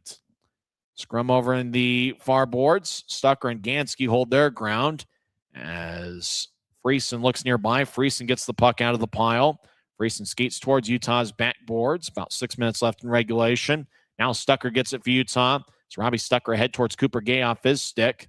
Gay's got an NHL contract with Colorado. As Casey Crew enters from the right side, sporting a beard, he gets knocked down by Gansky. No calls. The referee has certainly let them play quite a bit here tonight. Gansky off the near wing boards. Friesen now back towards Gansky, who will plop it into Kansas City ice as Gansky got pretty good air under the puck. Kansas City re-enters from the right wing. Crew dangling back and forth. He's along the right wing boards. Feeds it to the high slot. Lefty shot kick saved by Wells off his left pad. Rebound goes to Salem. We'll tap it off the glass. Goes back to Kansas City at neutralize. Crawford backpedals into his own zone. Now he'll move it across. Mavericks spread the ice. Now they get it back to Crawford, who was a plus 21 coming into play tonight. Over to KC Crew, who's one of Kansas City's best forwards last year. Rink wide feed out to Crawford, who moves to his right for Crew. Crew trying to move it in. Bounced off of Salem's stick. As Utah will get down to neutralize. They steer it to the right wing. As Salem looked to center it. Gillette got cut out in front as he was trying to accept the puck in front of the crease. Now Weinstein gets hit in the back by McCallum. Shea tried to shovel one towards the net. Got too much air as it goes out of play. 4:46 is left in the third period. Kansas City leads 3-0. As former Grizzly Luke Lemaster scored 12-17 in. This is the Utah Grizzlies Hockey Network. Since 1939, America First has helped people start businesses, buy homes and cars, and achieve their financial goals. Today, our top priority is still the financial success of you and your family, which is why we're giving new members $100 when they sign up for a basic savings and checking account, and another $100 when they upgrade to premium checking and enroll in and use direct deposit. So head to americafirst.com today and join the credit union that always puts its members first. Les Schwab changed the tire game more than 70 years ago. Today, we still believe that you should get more from less. Like exclusive tires we design ourselves means more tires made for the roads that you drive, less compromise. And we include America's best tire warranty in every tire we sell. It's more unbeatable warranty, less charging you extra.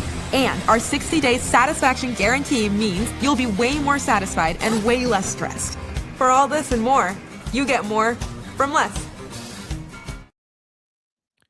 Kansas City leads 3-0. It's the Mavericks teddy bear toss tonight. We're not entirely sure how many teddy bears and stuffed animals were thrown on the Cable Dahmer ice when Hudson Wilson scored 3:33 into the second period. The AHL's Cleveland Monsters, which played an NHL-size arena, they had their teddy bear toss night, and they had 30,164 teddy bears and stuffed animals thrown on the ice. That's at Rocket. I believe that's the same building the Cleveland Cavaliers play, which is right next to Progressive Field, home of the Cleveland Guardians. So a lot of teams having their teddy bear toss night this evening. Grizzlies had theirs last Saturday, where they defeated the Atlanta Gladiators 4-0. Kansas City's outshot Utah 40-18. Mavericks win the draw in their own zone. Grizzlies skate from right to left. Utah's just looking to find a way to get on the board this evening, as Kansas City with 2 goals in the second and 1 in the third. Grizzlies 18 shots. Genev, Friesen, and Shea have more than half of Utah's looks. Scrum at center ice, far wing near the Kansas City bench. Genev gets knocked down on a back check. Kansas City will rainbow it back into Grizzlies ice. Christian Felton has it behind Wells' net, as the Grizzlies just looking to generate some offense here late in the third period. As Grizzlies zipping out towards center ice. Utah has not been shut out in a game this season. They've had 3 games where they scored just 1 goal. So Grizzlies, they've done a pretty good job getting at least 2, and most of the times 3 or more. As icing on Kansas City, 3:55 left in the third. Grizzlies have had 8 games this season where they've scored 4 or more, and they've got a 7-1 record in those games. They have 6 games where they've scored 3 goals. They've had 8 games where they've scored 2 goals. So only 3 games this season the Grizzlies have scored less than 2. It's game 26 of 72 for the Grizzlies during this final hunt. As Kansas City wins the draw, they're deep in their own zone, as they've got a 3-0 lead. As the Mavericks not too aggressive offensively, especially after getting that third goal. Utah's just looking to get on the board. As Barbashev has the puck, he's at neutral ice. He'll get it towards Cooper Gay, but Gay couldn't locate it. Kansas City gains a center red line, although it looks more orange than red. As Kansas City in the offensive zone, trying to locate the puck was Lucas Sauter. He skates towards the right wing. Now dancing around Kansas City behind Utah's net. They move it to the right side. Lefty shot hits the outside of the cage. Gansky chasing after a loose puck. Gets there about the same time as the Maverick. Gansky loses his balance. Now he gets it back. He'll get towards Barbashev. It feeds to the middle of the ice. Grizzlies with a rink-wide feed off the near wing boards. Mavericks back up with it. Crawford will pitch it ahead as it goes towards the center red line. As Weinstein off his stick. Now, Kansas City has it back in neutral ice. Less than 3 minutes left in regulation. Mavericks lead 3-0. Luke Salem dances around as he'll fire one towards Timofeyev. Stick to tape to tape. Timofeyev fires a righty shot that goes wide. Now right wing shots blocked. High slot. Grizzlies dance around. Salem fires towards the net, and he misses wide. As Timofeyev gets double teamed as he was getting dragged down. Penalties going to be called on Kansas City. Now a Maverick gets knocked down, and I don't know if they're going to make that call as well. Boy, Kansas City tripped up Salem, and then a Maverick got knocked down to the near side. I'm not sure if the referee made that call. We know there's going to be 1 penalty on the play, and it's going to be a Utah power play. Let's see. 2 minutes for boarding. And so Kansas City's Drake Bergeron is going to go to the box. Bergeron a -11 coming into play tonight. As Bergeron is kind of knocked over Timofeyev on a tough angle. So both the Kansas City's penalties have been boarding calls. As Timofeyev kind of on an awkward angle. Luckily, he was able to defend himself just enough to get his arm towards the boards to brace the fall. So Drake Bergeron's in the box. 2 minutes for boarding. 2:31 is left in the third period. So see if the Grizzlies can get on the board. Utah does have a power play goal in 14 of their last 19 games. They only had one power play last night, and that came late in regulation when the Grizzlies are really just trying to watch the time run out. Barbashev and Grattan, we know those are 2 of the 5 on the ice. See if we can get a wider shot and figure out who the other 3 are. Looks like Danny Genev's also going to be on the ice. And it looks like another Maverick is going to the penalty box. And it looks like so now there's 2 Mavericks in the box. Actually, it looks like Gavin is going to the box, and I imagine Drake Bergeron, he's going to get an early shower.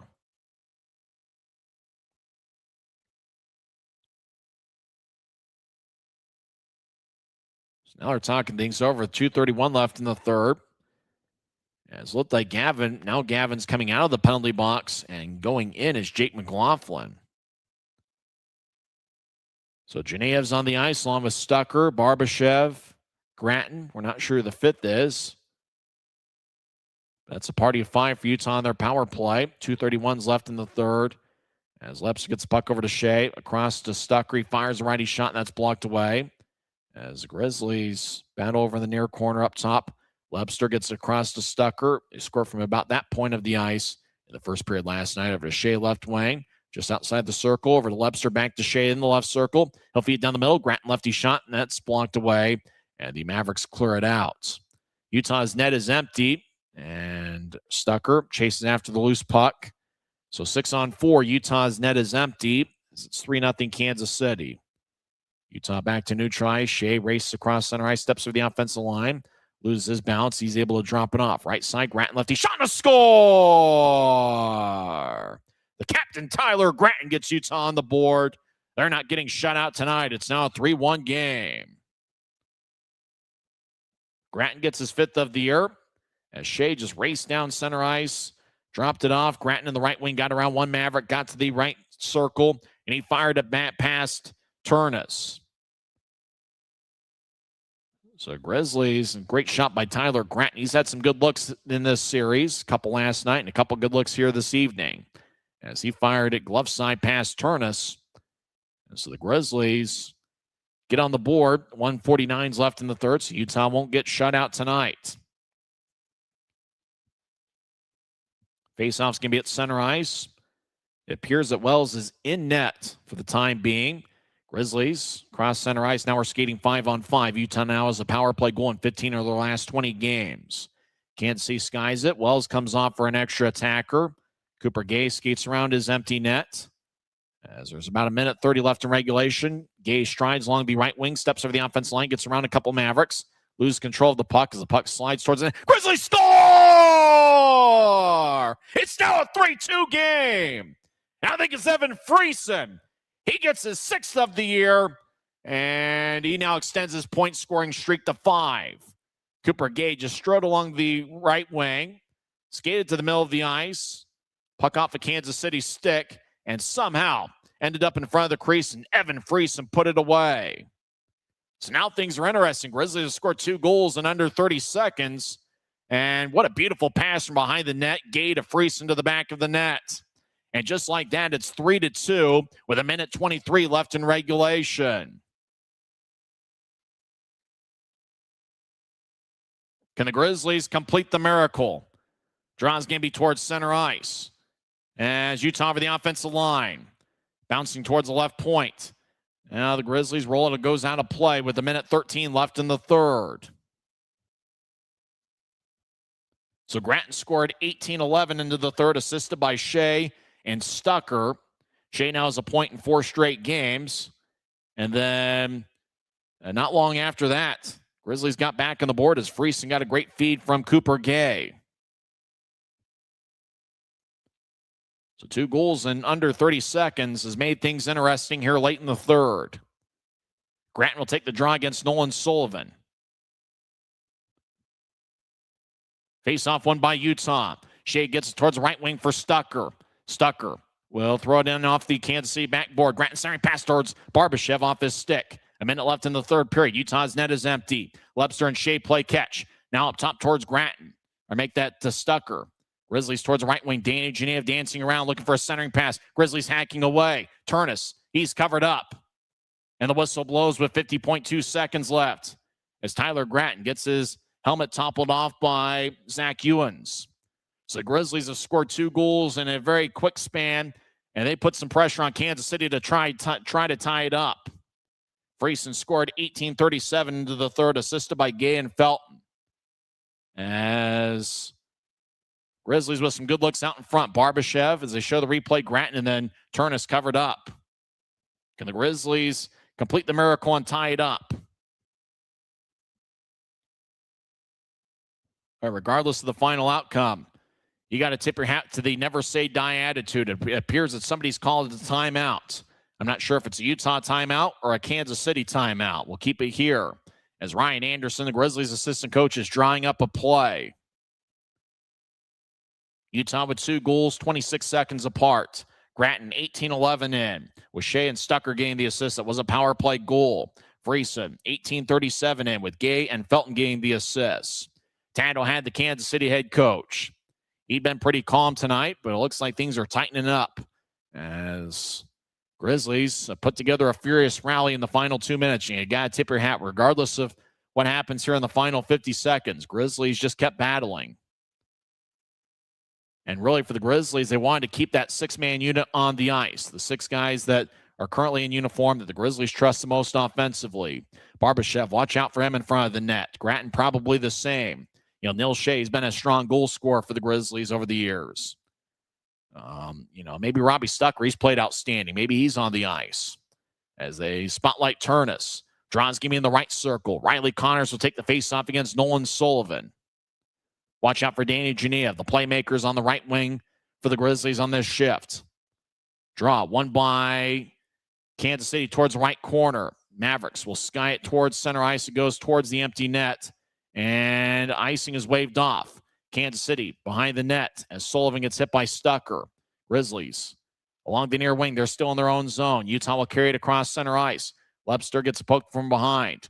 Grizzlies cross center ice. Stucker zips it around the boards. Puck goes towards the left wing. Genev centering pass, righty shot. Kick save by Turnus. Now Genev fires towards the net, and that one's blocked. 20 seconds left. As Genev feeds up top, it goes past Shea out to center ice. Shea delivers a push on a Kansas City player. 12 seconds left. Stucker gets the puck. 10 seconds. He'll get towards the left wing for Genev. He crosses center ice over to Shea. Shea in the left wing dangling back and forth. Centering pass, righty shot. Oh, saved by Turnus. He makes a glove stop with 1.2 seconds left.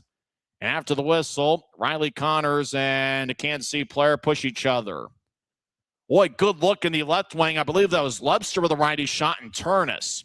Boy, Turnus on 2 occasions has had to make saves. Oh, boy.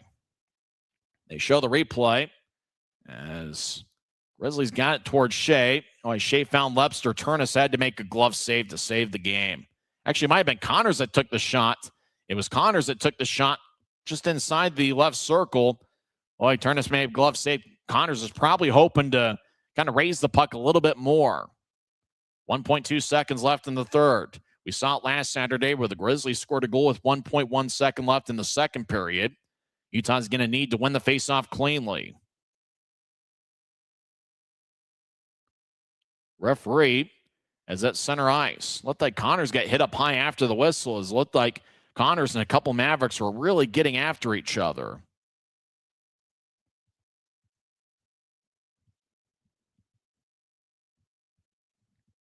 So referee's talking something over as he's talking at the scores table. Tyler Gratton, the Grizzlies captain, checks to see what they're talking about. Well, and considering how things had gone for most of the third period, to think that, just about 10 minutes worth of real time, to think that the Grizzlies would have a grade A shot from the left wing to tie it up at 3. And Connors did have a pretty good look. He probably, if he had to do it over again, was probably hoped to kind of raise the puck a little bit more. Didn't get a ton of air under it, and Turnus was able to make a glove save as a result. So there's 1.2 seconds left in the third period. As you mentioned, it is possible, but you have to win the faceoff cleanly onto a stick to get a shot off. I got to imagine the guy taking the draw for Kansas City is just going to try to lay on the puck and kill the remaining 1.2 seconds. Like we said, you got to give the Grizzlies some credit for hanging in there. There might be matching penalties. Not sure the referee's talking about. As there's 1.2 seconds left. Luckily, Connor's out there. It looked like after he was in a confrontation with a Kansas City player, it looked like he was grabbing his face for a little bit.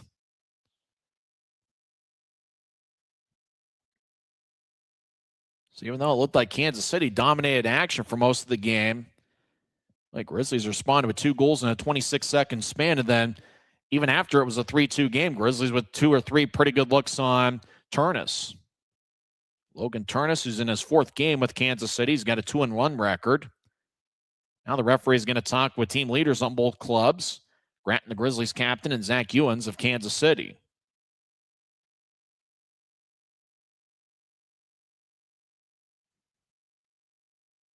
As after the whistle, Connors got after it with a Maverick, and then Ewens threw a right. He just threw a right at Connors. And Ewens is the one talking with the referee, but he's the one that threw the right.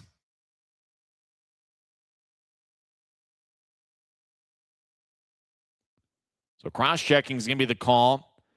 It seems like the people tuned into Flow Sports can hear the audio, but I can't with the setup I have. So I guess for what it's worth, the Grizzlies will get a power play, but with 1.2 seconds left, I mean, we saw it last Saturday. It's going to have to be almost an exact replica of what we had. Problem is Luke Manning, who won that faceoff, isn't playing tonight. So maybe it's Riley Connors, who took a couple of the key faceoffs for the Grizzlies in the final minute here tonight. Is it possible maybe they put a couple seconds back on the clock?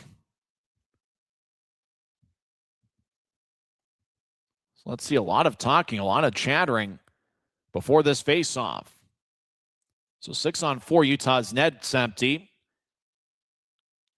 And unless they put some time back on the clock, I believe there's 1.2 seconds left. And there is. Connor's going to have to win it cleanly on to Stucker for Utah to have a chance. And the draw won by Kansas City, and that will do it. Lights go flickering on and off as the Mavericks hold on for a 3-2 victory, but the Grizzlies certainly made things interesting.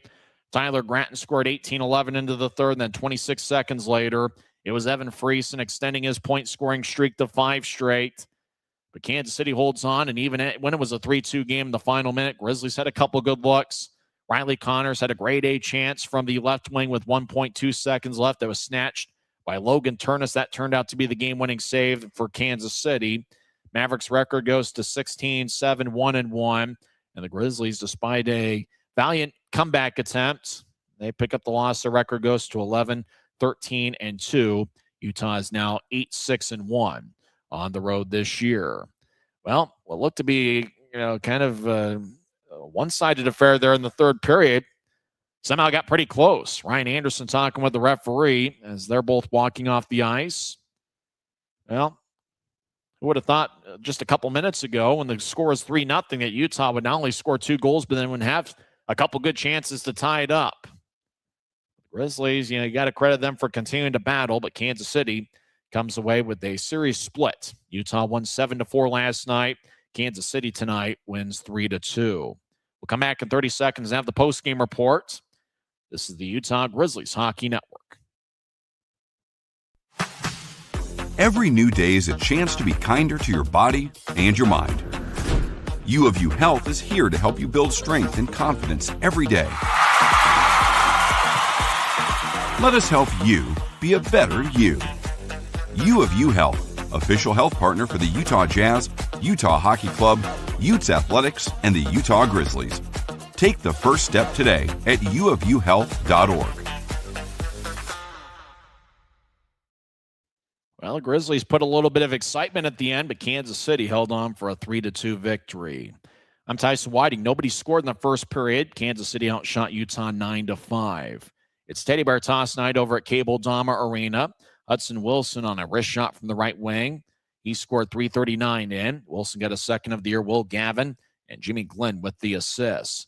Then the Mavericks scored a shorthanded goal, 5:14 in, as Luke Lohite got his 8th of the year. Nolan Sullivan picked up an assist. Kansas City outshot Utah 15-7 in the second period, and the Mavericks led 2-0 after 40 minutes of play. Luke Lamaster turned out to score the game winner as Lemaster scored 12-17 into the third.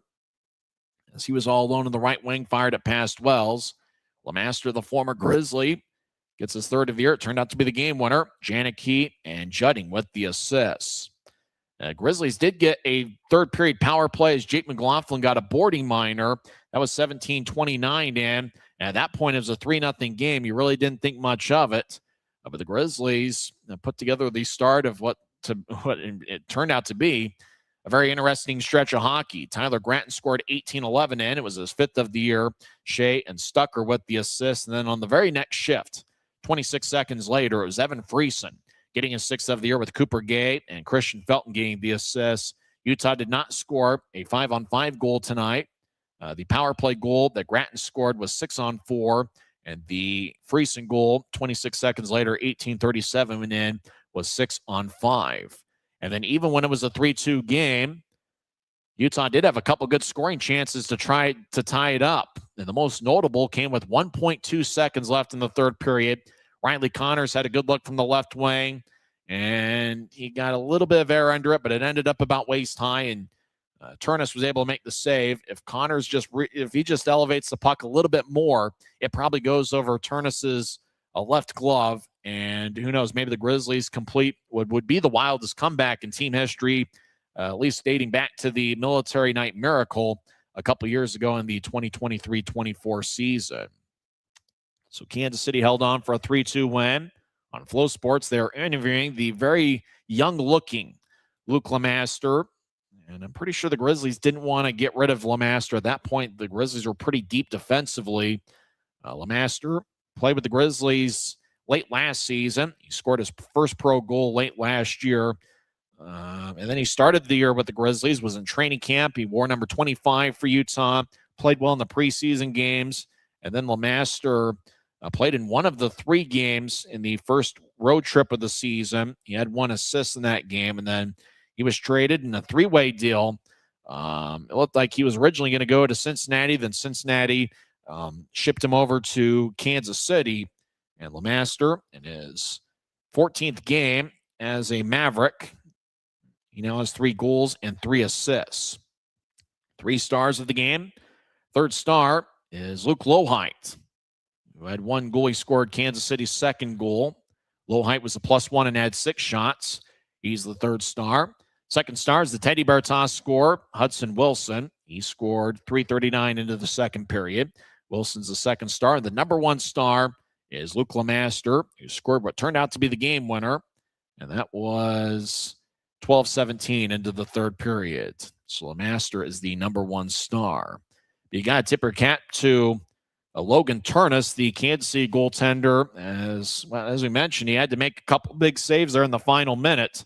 Otherwise, the Grizzlies would have found a way to tie it up at 3. And really, if you mentioned, even with about 2 minutes left in regulation, if you would have said that Utah would have had some looks under 30 seconds left in the game to try to tie it up, I would have said you're crazy. But hey, got to tip your cap to John Buchanan's crew. They just kept battling, even though they were shorthanded with 16 skaters. And obviously, it's a second of a 3-and-3. The Grizzlies just kept battling and almost came away with a standing point tonight. I don't think in pro hockey you ever think about moral victories. You don't really care about moral victories, but the Grizzlies, they're put together a good effort in the final 2 minutes to try to find a way to tie the game. And the Grizzlies came up a goal short. You certainly have to be proud of their efforts late in regulation. Dylan Wells gets the loss in net. He stopped 39 of 42. Certainly played well enough to come away with a standing point of some kind. His record goes to 6-7-2. And unless the Grizzlies get a goaltender between now and Sunday afternoon's game, Dylan Wells is going to have to play for the 3rd straight days. The Grizzlies will be over at BOK Center tomorrow afternoon. Kansas City outshot Utah 42-26. Grizzlies did win the special teams battle. They were 1 for 3 on the power play and 2 for 2 on the penalty kill. So Utah, over the last 8 games, is now 27 of 29 on the penalty kill, and Utah now has a power play goal in 15 of their last 20 games. Who was aggressive offensively for Utah? Evan Friesen led the way with 5 shots. He scored Utah's second goal, which is 18:37 into the third. He extended his point-scoring streak It's a 5 straight games. Neil Shea and Danny Genev each had 3 shots, but Tyler Gratton had 4. Gratton scored Utah's first goal, which is his 5th of the year. Neil Shea, 1 assist and 3 shots. Shea extends his point-scoring streak to 3 straight. And Shea's been a consistent performer for Utah. He now has a point in 13 of his last 15 games. So it turned out to be a little bit interesting at the end, but Kansas City came up a goal strong, 3-2 the final score. So Utah splits the 2-game series over in Kansas City. Tonight is the final regular season game that the Grizzlies will ever have in the state of Missouri. Grizzlies will be back on the road. They get on a bus after tonight's game, and they will head to Tulsa's BOK Center, where the Grizzlies face the Tulsa Oilers. Tulsa will be in the 3rd game of a 3-3. Right now, early 3rd period, Allen leads Tulsa by a 6-0 score. So things have been a little bit of a struggle for Tulsa, who's 9-15 on the season coming into play tonight. Well, the Grizzlies put together a late rally to climb back into the game, but just ran out of time at the end. So Kansas City, their record goes to 16-7-1-1. Grizzlies fall to 11-13-2. Next broadcast will be tomorrow afternoon. 1:50 pregame show, 2:05 face-off, as Grizzlies will be over at BOK Center for the final time ever in the regular season. Grizzlies' next homestand will be a 2-game set next Friday and Saturday, December 26th and 27th, as the Grizzlies take on the Idaho Steelheads. I'm Tyson Whiting, and I'm just pursuing my dream, and that's to someday get to the National Hockey League. Kansas City wins 3-2, but the Grizzlies put together a good rally at the end with goals from Tyler Gratton and Evan Friesen 26 seconds apart. We'll talk to you tomorrow afternoon. You've been listening to the Utah Grizzlies Hockey Network. Good night, everybody.